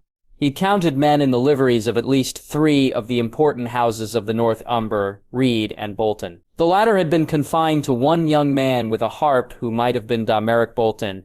He'd seen him once from a distance at the Red Fort when he had been there on a visit on behalf of Father. And then when he got to the solar, he came damn near to tripping over his own feet. Parts of the room were covered in books and records, whilst one wall had a great map of the North that had very disturbing implications, if it meant what he thought it did. Were there really that many settlements north of the wall? As they sat, and Lord Stark passed him bread and salt, and more importantly, a goblet of rather good wine, Tyrion watched as Daisy Sherstone sat down, and for the first time since he had met her, she seemed to relax a little. Boots rang in the corridor, along with softer feet, and Robb Stark entered with some who can only have been his mother. She was a Tully to her fingertips, and from the way that she warmly embraced Daisy, the two had met before. Then she turned to Tyrion, and he noticed that there was something at the back of her eyes as she greeted him. There was caution there, and unease. What was going on? Why did they seem to dislike Lannisters so much? "My thanks, Lord Stark," he said, after another sip of wine, before noticing that an elderly balding man with the chains and robes of a maester had also entered, closing the door him. "I should perhaps briefly mention my role in your cousin being here. I met the Lady Daisy in an inn about 3 days' ride south of here, a badly run inn that had a thief and a scoundrel in charge of it. Food appalling, drink worse, filth everywhere, things going missing, coin especially. He was cheating your cousin, and I suspect that he had designs on her." Daisy closed her eyes and nodded wordlessly, whilst Lord Stark stared at them both, and then turned a very nasty shade of red. "Where is this piece of filth?" he asked the question in a commendably level voice. "Dead," Tyrion said with considerable satisfaction. He made the mistake of trying to cheat a most formidable woman who was staying there with her merchant husband. A punch was thrown, knocking the landlord out, and sadly it was later discovered that he'd fallen headfirst into a full bucket and drowned. The inn has been taken over and improved enormously, and I offered to escort the Lady Daisy here to Winterfell. Lord Stark settled a little, the anger leaving his face. "Then you have my most grateful thanks, Lord Tyrion." "Daisy, how did you come to be there, though?" She sighed. "Father died during a visit by cousin Willem, Sir Willem Bootle. He was father's heir, although he was there at the time still escapes me as—" "One moment, Daisy," Lord Stark interrupted. "But I don't understand. Bootle was not your father's heir. Your father came to me a year ago and told me that in the event of his death, Sir Willem Bootle was not to be allowed anywhere near Sherstone. Word had reached us from the Riverlands via my brother Edmure that Sir Willem was a spendthrift, an idiot, and a ne'er-do-well," Lady Stark said, with a frown. "We told your father this." Daisy looked at them both, obviously baffled. "He said nothing to me. When word came of Sir Willem's visit, he just looked grim and said that it would be an awkward time for us, as he had bad news to pass on. But he never said, 'Wait, if Bootle was not the heir to Sherstone, who was—'" "You, Daisy," Lord Stark said gently. "Your father came to me and said that Bootle would be removed from the succession as being unfit, and that he was always unfit, as there should always be a Sherstone in Sherstone. As was the tradition. You should have inherited, as Magie Mormont did at Bear Island after her brother disgraced himself. Your father made that very clear to me, and also left me a copy of his will and testament, signed in front of me and witnessed duly by me. Why did he not tell me, and why did Bootle say otherwise?" Daisy Sherstone sounded angry and confused. Tyrion broke in, a horrible suspicion crystallizing in his own mind. "What exactly happened when Bootle arrived?" "Father took him to his solar, and they spoke for a long time. I saw Boo afterwards, and he looked very angry. That night, Father took ill." "And what was the nature of this illness?" Tyrion asked, feeling angry with himself for not asking this before. "It took on the nature of an apoplexy." He could not speak, and could barely open his eyes. He died the next day, and as he lay sick and dying, Sir Willem Bootle announced that, as the heir, everyone had to obey his orders, and after Father was dead, Bootle said that he would send word to Winterfell, dismissed the maester, all but looted my home, and went off with it. South. There was a numb horror in her voice. "Yes, she suspected too. Poison, perhaps." Tyrion said the word softly and grimly. and the room went still as they all seemed to think the same dark thoughts. Maester? Lewin, was it? Yes. Arrowbinder, perhaps, or Hearts Forlorn. The Maester pursed his lips a little in thought. Either might bring on the appearance of an apoplexy before killing, and both are known in the Riverlands. He shook his head a little, and both are cruel ways to kill a man. The Maester at Surestone was Grantle by name, I think, a very young man and also inexperienced. Oddly enough, Daisy Surestone now looked very like a female version of Lord Stark, whilst Robb Stark was pale with fury, and equally oddly he exchanged a peculiar look with his father that ended with the younger Stark shaking his head a little in some kind of message. Maester Lewin, Lord Stark said in a voice as implacable as the mountains of the north, I need to send a raven to my good father at River Run as soon as possible. I must demand the arrest and trial of Sir Willem Boodle on charges of murder and thievery. He robbed my cousin of her birthright. I will prepare a raven at once, my lord, Lewin said formally. My swiftest one to River Run. And I shall have some words to add to my father, Lady Stark said, shaking her head. This is terrible. My poor Daisy, we will get you back, Surestone, and the things that this Boodle stole. He was being watched. He'd know that for some time now, perhaps a day or so. The question was who was watching him. Wildlings? Perhaps not. He'd seen two groups in the past few days. Both had gone out of their way to avoid him, albeit with some hard stares and hands on sword pommels. But this new watcher was different, more mysterious. He gave a mental shrug as he rode Wanderer through the forest. Whoever they were, he so far sensed no ill will towards him. It was almost odd. Wanderer plodded on, and he looked about keenly. He almost liked the haunted forest. There was a refreshing simplicity about the place. It was clean. He knew that he was foolish to go on alone, though. However, Alec had fallen badly, after his horse had shied at a raven that had flown almost straight at its head, and he'd broken his arm badly. Too badly to continue, and in fact, too badly to get back to the walls safely. He was a good man, Alec, a good woodsman, so he'd sent him back with Royce. Royce worried him, and he knew that the man worried the old bear as well. He may have been a Royce of Roanstone, and therefore of the First Men, but he was too arrogant at times to sure that he knew right and men of lower rank knew wrong. True, he had changed since he had heard the call, and apparently could sometimes be almost civil to the lower-born brothers of the Night's Watch, but Benjen still worried about him. He needed to learn that the wall demanded certain changes to his way of thinking. He stopped at noon and kindled a small fire, using it to cook a haunch of the rabbit that he'd killed 3 days before, and left to hang from the back of his saddle, wrapped in an old piece of cloth. As he ate, he plotted his course in his head. North, parallel with the river. He'd avoided Craster's Keep. That man set his teeth on edge every time he saw him these days. There was something no right with him, and instead he wanted to head for the hills that led to the first of the First Men. A ranging patrol had vanished near there 2 months before. Perhaps they had been killed by whites. The thought of whites and the others made him shift uneasily for a moment. This seemed almost mad, but he had heard the call so clearly on the way back to Castle Black. It had shaken him to realize that Ned was right. As he finished the last of the rabbit and then carefully doused the fire, he felt those watching eyes on him again. Yes, someone was there. Closer this time. Who were they, and were they living or dead? Straightening up, he walked over to Wanderer and then mounted him.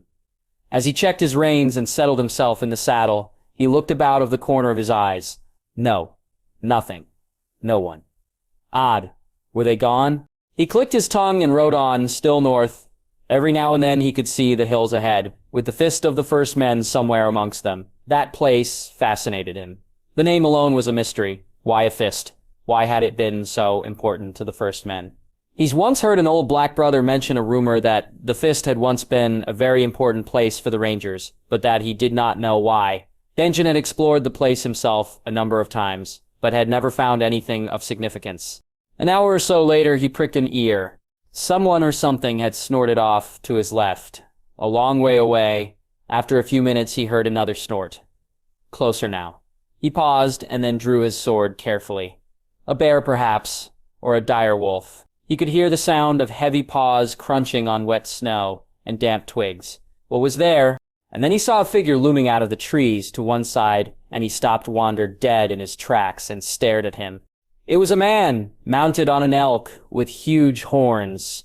Whoever he was, the man was dressed in black robes, with a hood over his face and scarf wrapped around it. A great bow was at his back, and a quiver filled with long arrows with white fletches at his hip. The moment that he laid eyes on Benjen, he nudged the elk to a halt with his feet. There was a long moment of silence as the figure stared at Benjen. Finally it spoke. "Brother." Whoever he was, he spoke in a dry, unused voice that contained an odd note. "You are a brother of the Rangers, I see. Well met." Benjen stared at him. Well, this was no white, but then again, what was he? "Well met. I am Benjen, first Ranger, son of Rickard." The figure nodded in recognition. "There have been times when I have seen you at a distance." "Well met, first Ranger. I am called Cold Hands." An odd name. Benjen frowned a little. Who was this man, and why had he called him brother? "Are you linked to the Night's Watch?" "You called me brother." Cold Hands sighed and then ran a hand over his breast for a moment. "I once served on the wall. A long time ago. A long time indeed. I was different then, until I was sent on a greater mission. That is a tale for another time. What brings a lone ranger close to the old stronghold north of the wall?" Benjen stared at him and assessed. This was most peculiar. A black brother sent on a greater mission. When and by who? He mulled it over for another moment, and then decided that it was time to take a risk. "The others have returned. We need proof of whites, at least." "I am hunting for proof of a white." "Proof of a white," Cold Hands mumbled. "They have indeed come. But how did you know?" "A call was issued. The others come. The stark call for aid. You are needed." Whoever this Cold Hands fellow was, he seemed so shocked that he just stared at Benjen for a long moment, before raising a trembling black-gloved hand to the scarf around his mouth and muttering something that Benjen did not catch. And then he turned the elk and gestured to him to follow as he urged the elk to start walking again. "Come, follow." Benjen watched him go for a moment in bewilderment and then kicked Wanderer into moving on again to follow Cold Hands. Where do we go to?" "The Overlook. I was wondering when the Rangers would return to it." He frowned. "The Overlook? The place of watching. Do you not know of it?" "No." "Then follow and learn." Asha. She was getting tired of seeing dead men in gibbets at the entrances to harbors. This one, however, was different. She knew the man for a start, and he was, or rather now had been, a drowned man. She stared at the corpse. Interesting. He'd just been hung. No stakes. Looking around, she could tell that the sight of the man had, in some odd manner, slightly relaxed her crew. With the exception of Aelek, the man who had signed on at Pike and who she suspected was some kind of informer for Damfair. Hakken was keeping an eye on the little wet runt. If it meant that Aelek suffered an accident, then he'd arrange it. As they reached Longstone Quay and tied up, she looked up at the castle. She'd always loved 10 Towers. It was so very different to Pike and its rope bridges and eternal dampness. Dale was standing on the quay directing repairs to a long ship that looked as if it had seen better days. He nodded to her as she approached. "Your uncle sent word to send you to him when you arrived. He's not at the castle today. He's at High Harlaw." She stared at him. "He hates High Harlaw." "Yes, but that's where he is. I must warn you, he's in a foul mood." She sighed a little and then paused. "Who's in the gibbet on the point?" "A friend of your other nuncle." He started to be shouting a lot when he heard that Black Regan was on his way to the Shadow Tower with a long ship of supplies, men and weapons. It was annoying. So Lord Harlaw cut him short. He smirked a little. Got cheered for it too, by every man nearby. She smiled a little and then strode off to the stables, where she saddled one of the little shaggy ponies that the island was famous for, mounted, and then rode out of the gates, down the road to the old holdfast of the Harlaws. As she did, she looked about carefully. The people of Harlaw seemed to be preparing for winter. Odd that. She'd heard of some communities on Old Wyke were doing the same. She also had an unpleasant feeling that the fight between those who claimed to have heard the call and those who denied it, like Father and Damfair, was getting worse. Her religious nuncle was worrying her a great deal. He appeared to be increasingly angry, increasingly obsessed with punishing those that claimed that the call had been real, that the Stark needed their help. More men were in gibbets at Lordsport, the lucky ones had died quickly, and now her nuncle Roderick was pushing back. This would not end well, she could tell that. The question was, how bad would it be?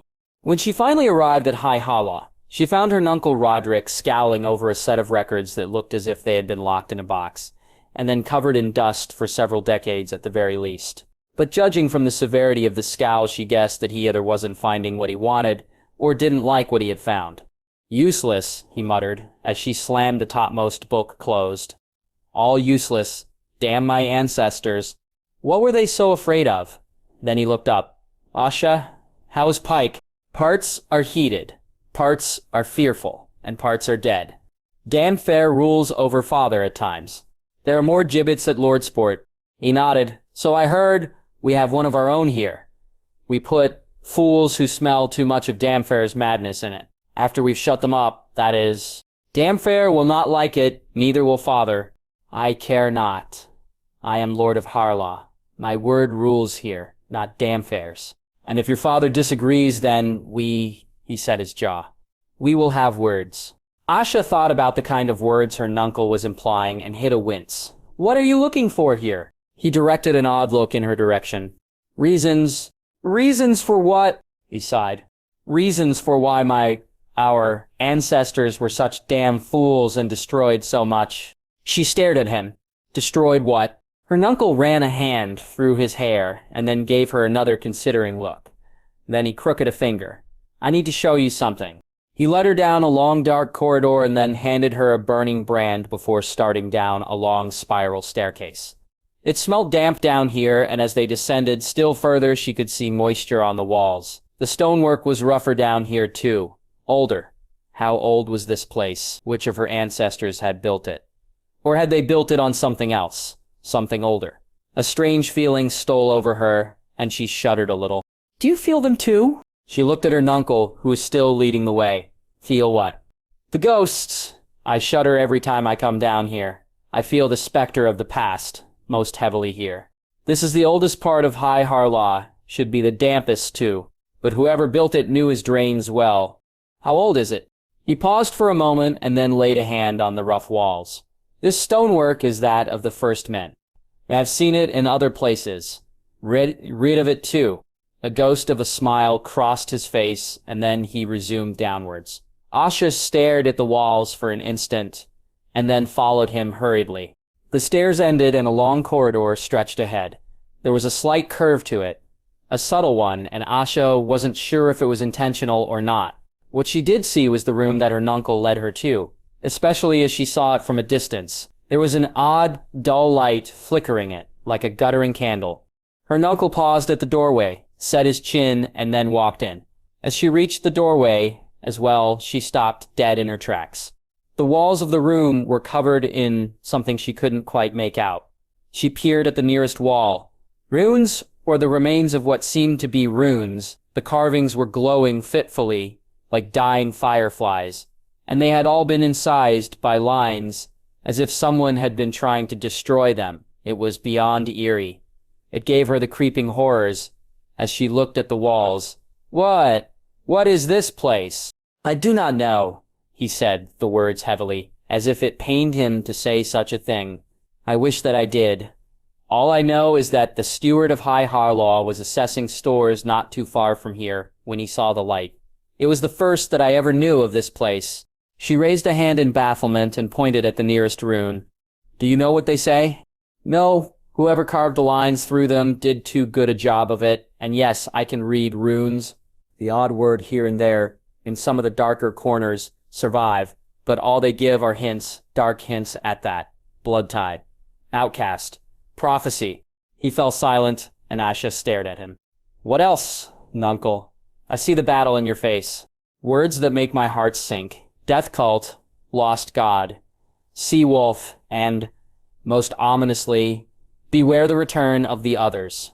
It's the longest fragment. She absorbed this and then looked about the room again. The light, where does it come from? This question brought a sour smile to his face. Oh, that... simple. Magic. Probably the magic used by the first men. The thing that your father and Damefair deny even exists. Deny it to the point where they kill men. He spat the words bitterly. Nuncle, Yasha started to say, before stopping as she struggled with the words. Nuncle, what is going on? He surprised her by laughing softly for a moment, before spreading his hands. I know not, and it's not from lack of trying. There are no records of this room. No legends of it. Someone carved those runes and then someone else, afterwards, carved lines through them, weakening whatever magic was within them, and from the violence of some of the strokes, someone who hated whatever the runes said. There was a pause as her nuncle leant tiredly against the wall. They call me the reader, and they think that they insult me. No, it is a simple truth within a name. I read. I try to understand this world of ours. I try to see beyond the walls that your benighted father seeks to build around these islands. I would have a good future for Harlaw, a future where the sails of the Ironborn were not viewed with dread. And I seek to understand the threats that your father and his insane brother would deny even exist. He ran a hand through his hair.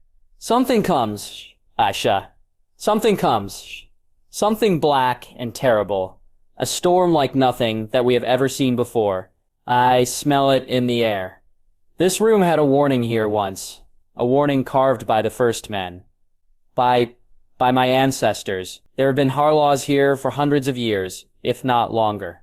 Grief rippled over his face for a moment.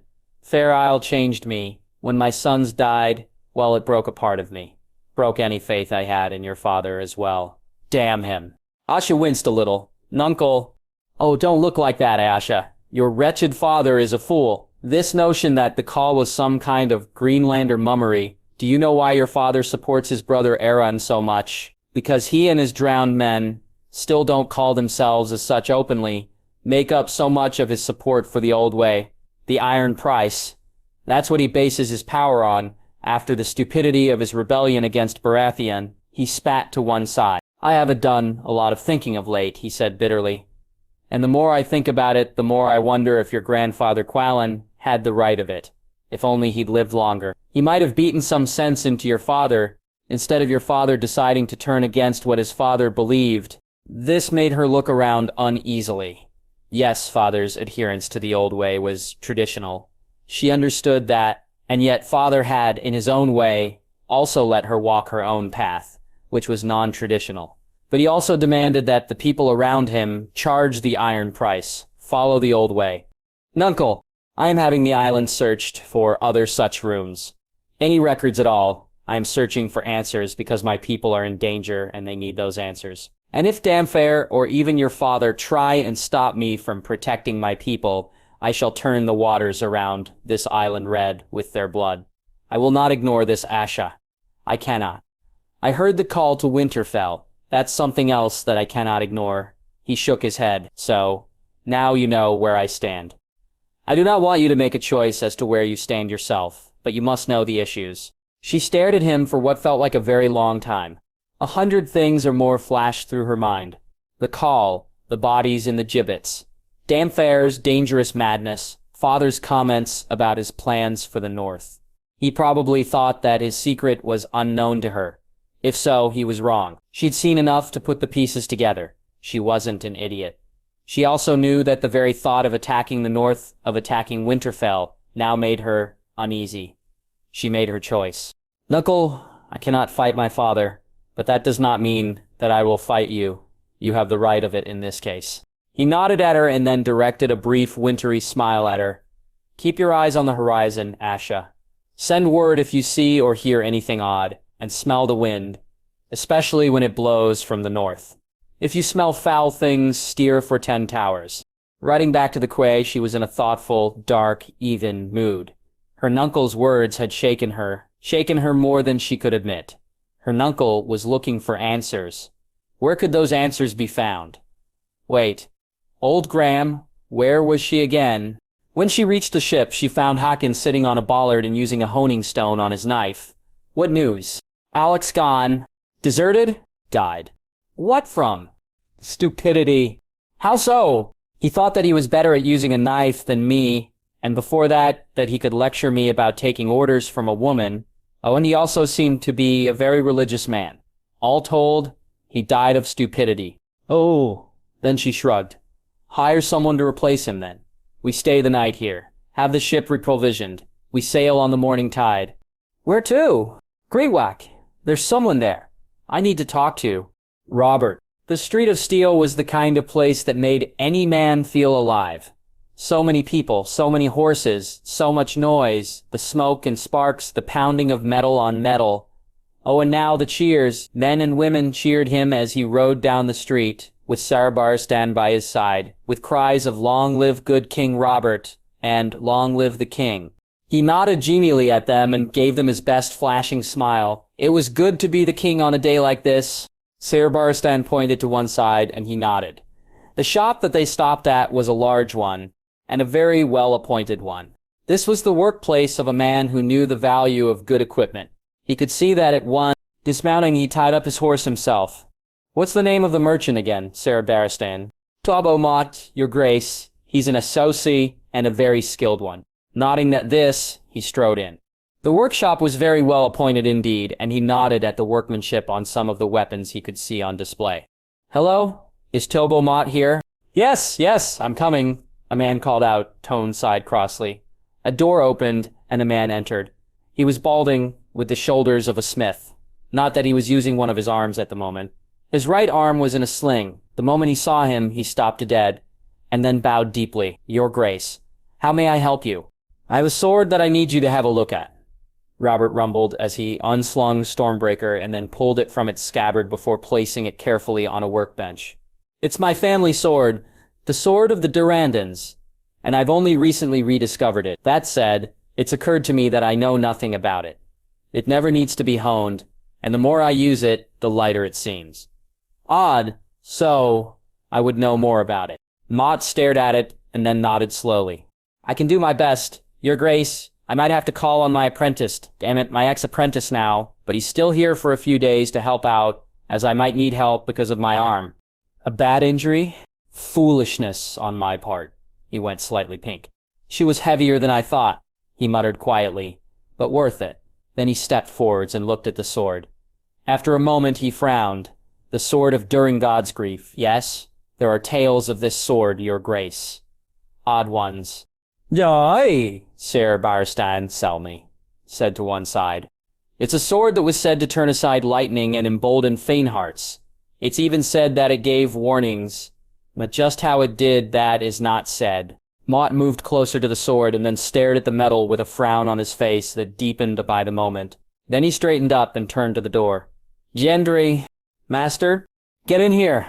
"Can't, master. This steel needs to be quenched properly. I'll be there as soon as I finish it." There was something about the voice that rang a faint bell at the back of his head, but he shook it off as Mott stamped over to another workbench and then used his good hand to open a drawer, muttering as he did so. When he turned back, he was holding a small round object, which he then put to his eye, scrunching his eyebrow and cheek up to hold it in place. It seemed to have some kind of lenses in it, because as he walked back to the sword, Robert could see that his eye appeared to be massively enlarged. It was unsettling.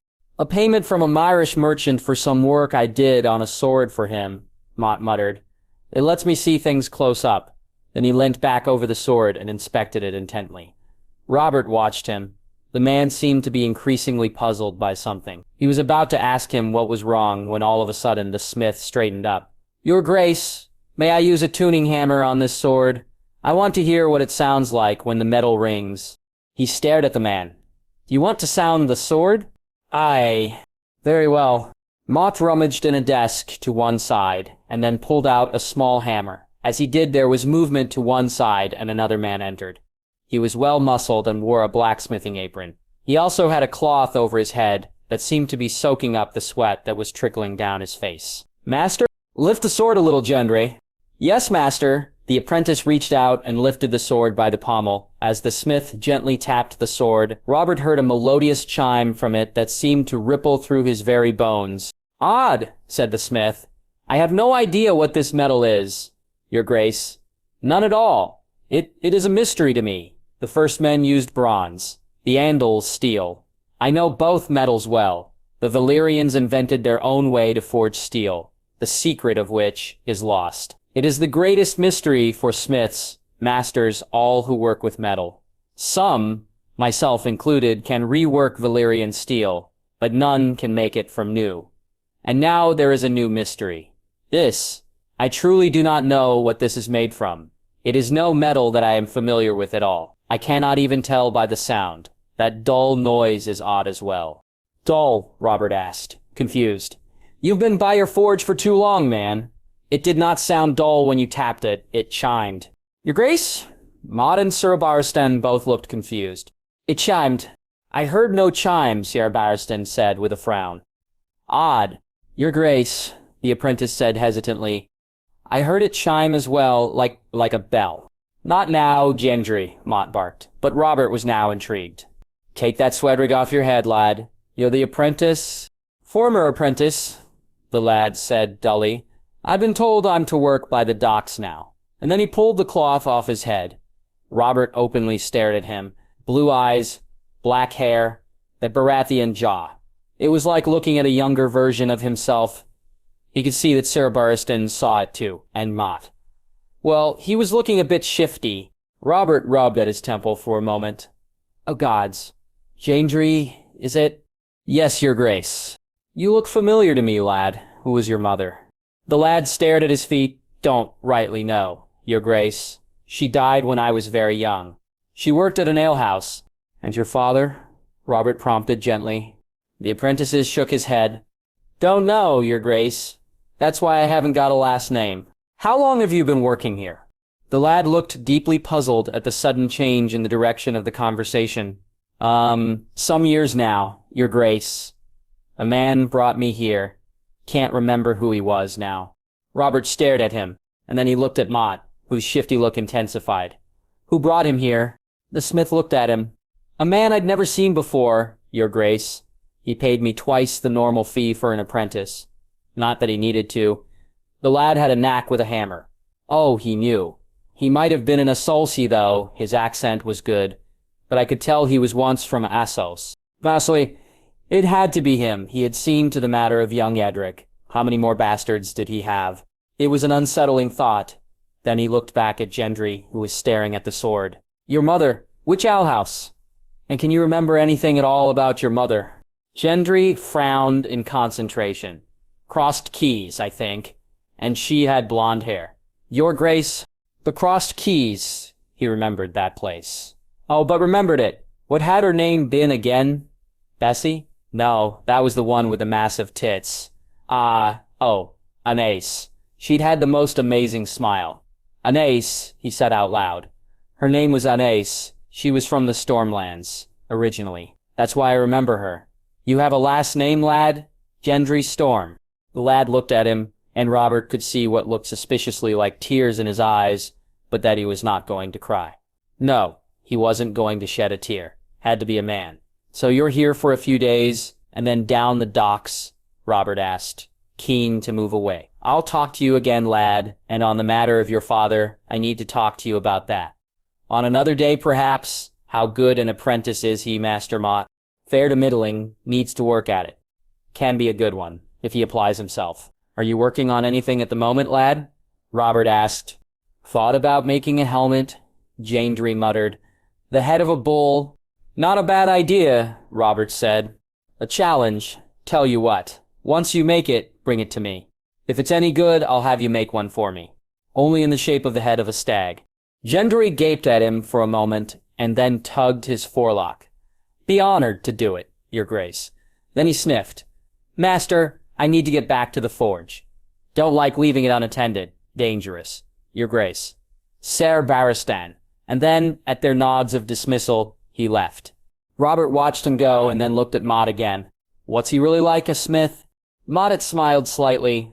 If he applies himself, a very good one. He's a steady one. A mite stubborn at times, and if you throw too many things at him, he can get a little confused. But he has a big heart. He's a fierce friend. Loyal. He's had a hard life, but he's a good man. Sounds like father, Robert thought with more than a little sadness. The poor lad. He needed to do something to help him along a little. Then something occurred to him. Why is he going to the docks? I was told that was because of Lord Stannis, Your Grace. He saw the lad once, with, the Lord Hand. Lord Aaron. Gods, did everyone know about the lad? Did Reddy know? Then he paled a little. Did Cersei? If the scold knew about him, then he might be in danger. Stannis had the right of it. The docks was a good idea. He'd talk to him. Robert turned back to the sword. Very well. Let's get back to the matter at hand. Stormbreaker. You don't know what the metal is? No, Your Grace. It is a mystery to me. Although, it might be a form of sky metal, there are many kinds and I have not seen all of them. Sky metal? Sometimes a star falls to Earth, burning a great fiery trail as it descends. They are rare, and still rarer are the ones that are intact. And some, rare upon rare, contain a heart of iron, the kind of iron that is unlike any other. The first men were very skilled in fashioning weapons from these things. Those that they did are famous amongst smiths. Legends, in fact. This was intriguing. Robert shared a glance with Sarbaristan, who looked almost excited. Such as, Mott stroked his chin. The Gardener Kings were said to have a great spear. The Casterleys an axe, Rocktooth by name, or so it is said. Twin daggers as well. Who knows what happened to them, though. Oh, and the Starks were said to have something called the Fist of Winter. A mace, I think, and a legendary one.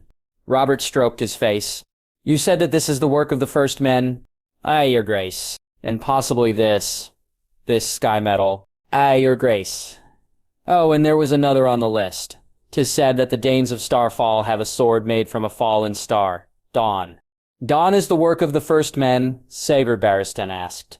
He looked at Robert. 'Tis very likely, Your Grace. I knew Saber Arthur Dane well, he said, that Dawn was unique, and very old.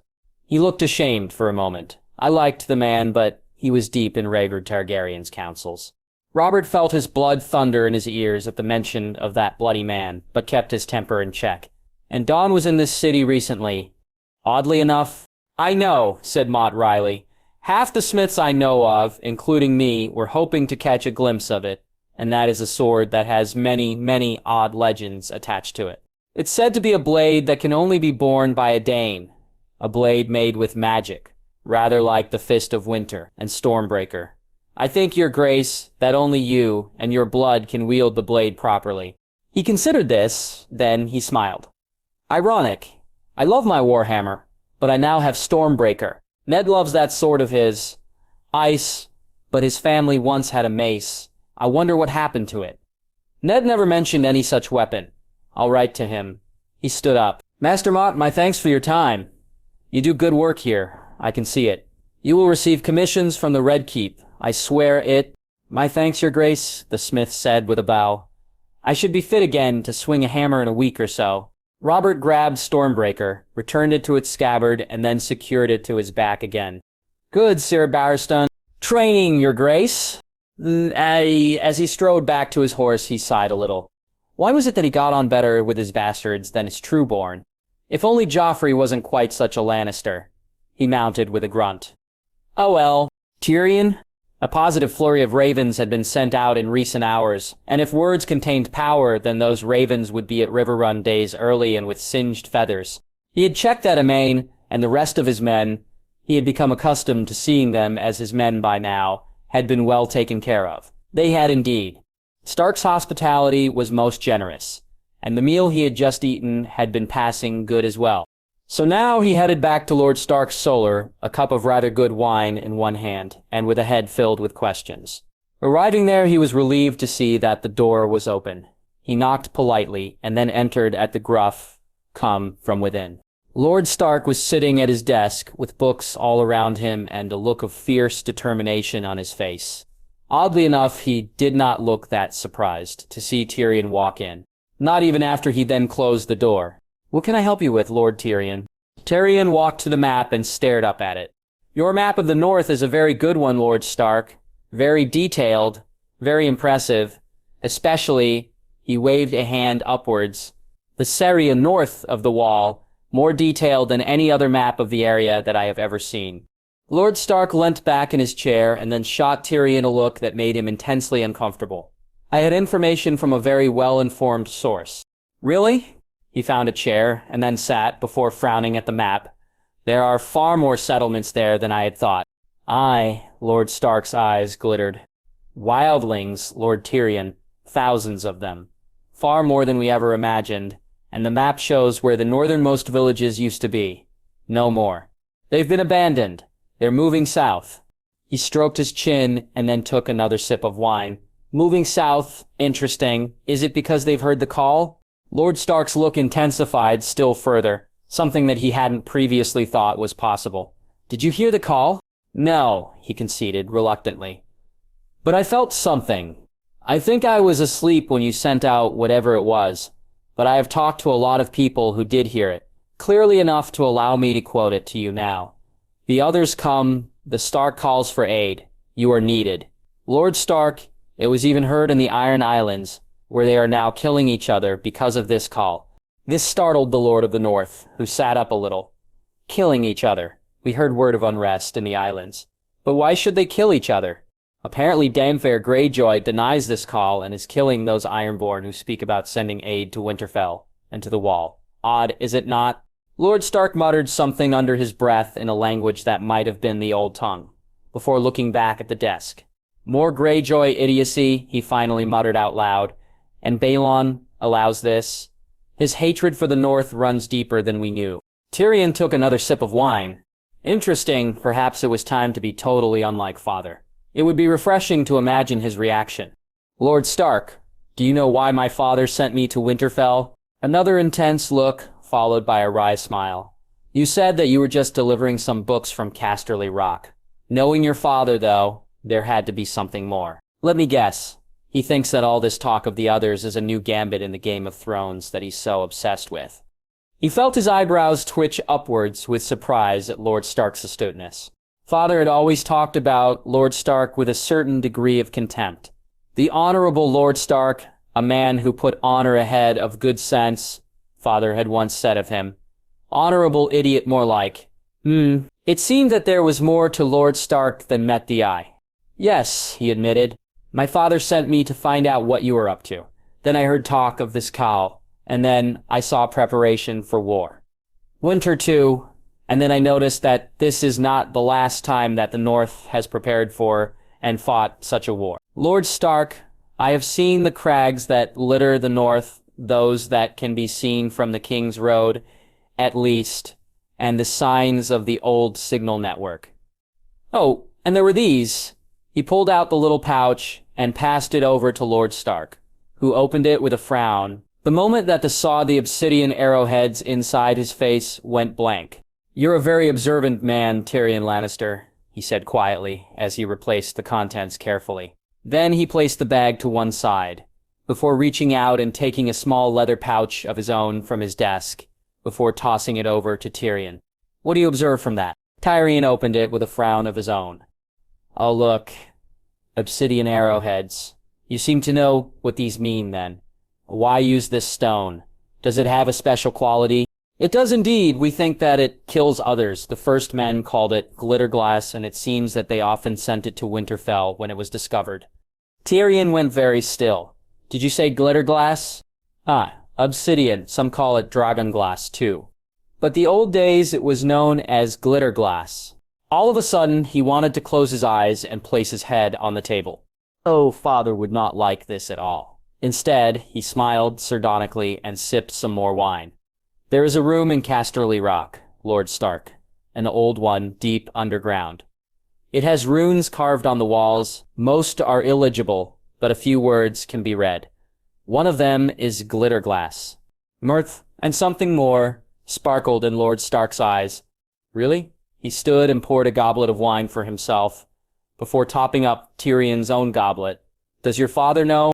More than likely. Interesting. That means that the Casterlys were sending obsidian to Winterfell. I wonder how father will fit that into his ponderings over your activities. Lord Stark shrugged. Your father was hand to the Mad King. It was his job to try and work out if people were playing their thrice-damned Game of Thrones. He had to work out if mere shadows were actual threats, and if apparent threats were mere shadows. He leant back in his chair again until his own face was half in shadow. The threat beyond the wall is real, however. We face an enemy that we have not fought for tens of centuries, an enemy that we know little of.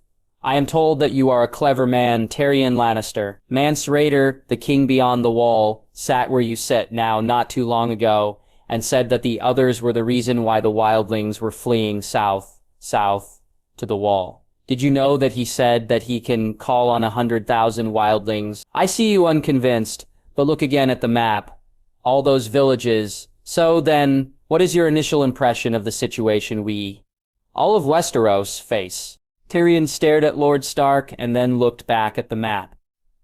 His eyes swept across the map and then at the wall. It was such a thin line. He really wished that he could see it right now, measure its height, its width, the measure of the men on the wall, their hearts, their courage. If the wildlings truly believe that the others are coming, and if this raider fellow really does have 100,000 wildlings at his command, then the Night's Watch is in deep trouble. It's worse than that. With every wildling that dies, there's a corpse left behind, and we know that the others can raise the dead, which then become what we call whites. For a moment, rotten smell seemed to pass under Tyrion's nose as he remembered that damn dream, and the terror he'd felt in that dream. The dead march on the north? They do. Ice ran up and down his spine for a moment. Then he drained his cup. You seem very convinced about this, Lord Stark. I have seen them, in a vision sent by the old gods. Tyrion peered at Lord Stark. He seemed sane, but his words? I beg your pardon. Tyrion Lannister, what do you think was responsible for the call? It was magic. Things have been unearthed here in Winterfell. One of them sent out the call when an artifact from Last Hearth was placed in it. We have been discovering things like that mace. He looked over to where Lord Stark was pointing. That mace was a huge weapon that would no doubt gladden the heart of Robert Baratheon. It was also, by its appearance, a very old one, and a very odd one. It seemed to have bits of obsidian in it. Connections clattered into place in his head, and he pinched the bridge of his nose tiredly. Damn it. He hated it when he was right about things that father would say were mad. Lord Stark, I am growing convinced on this matter, but then I have seen much to convince me. That said, my father is the man that must be convinced. Out of all the Lancers, he is the one who has the power to send the kind of help to the wall that the Westerlands can provide. My father will require proof of the others. Proof of whites. I know, said Lord Stark quietly. My brother, the first ranger of the Night's Watch, is ranging north of the wall now. He's on a dangerous mission. A mission I could not ask of anyone else.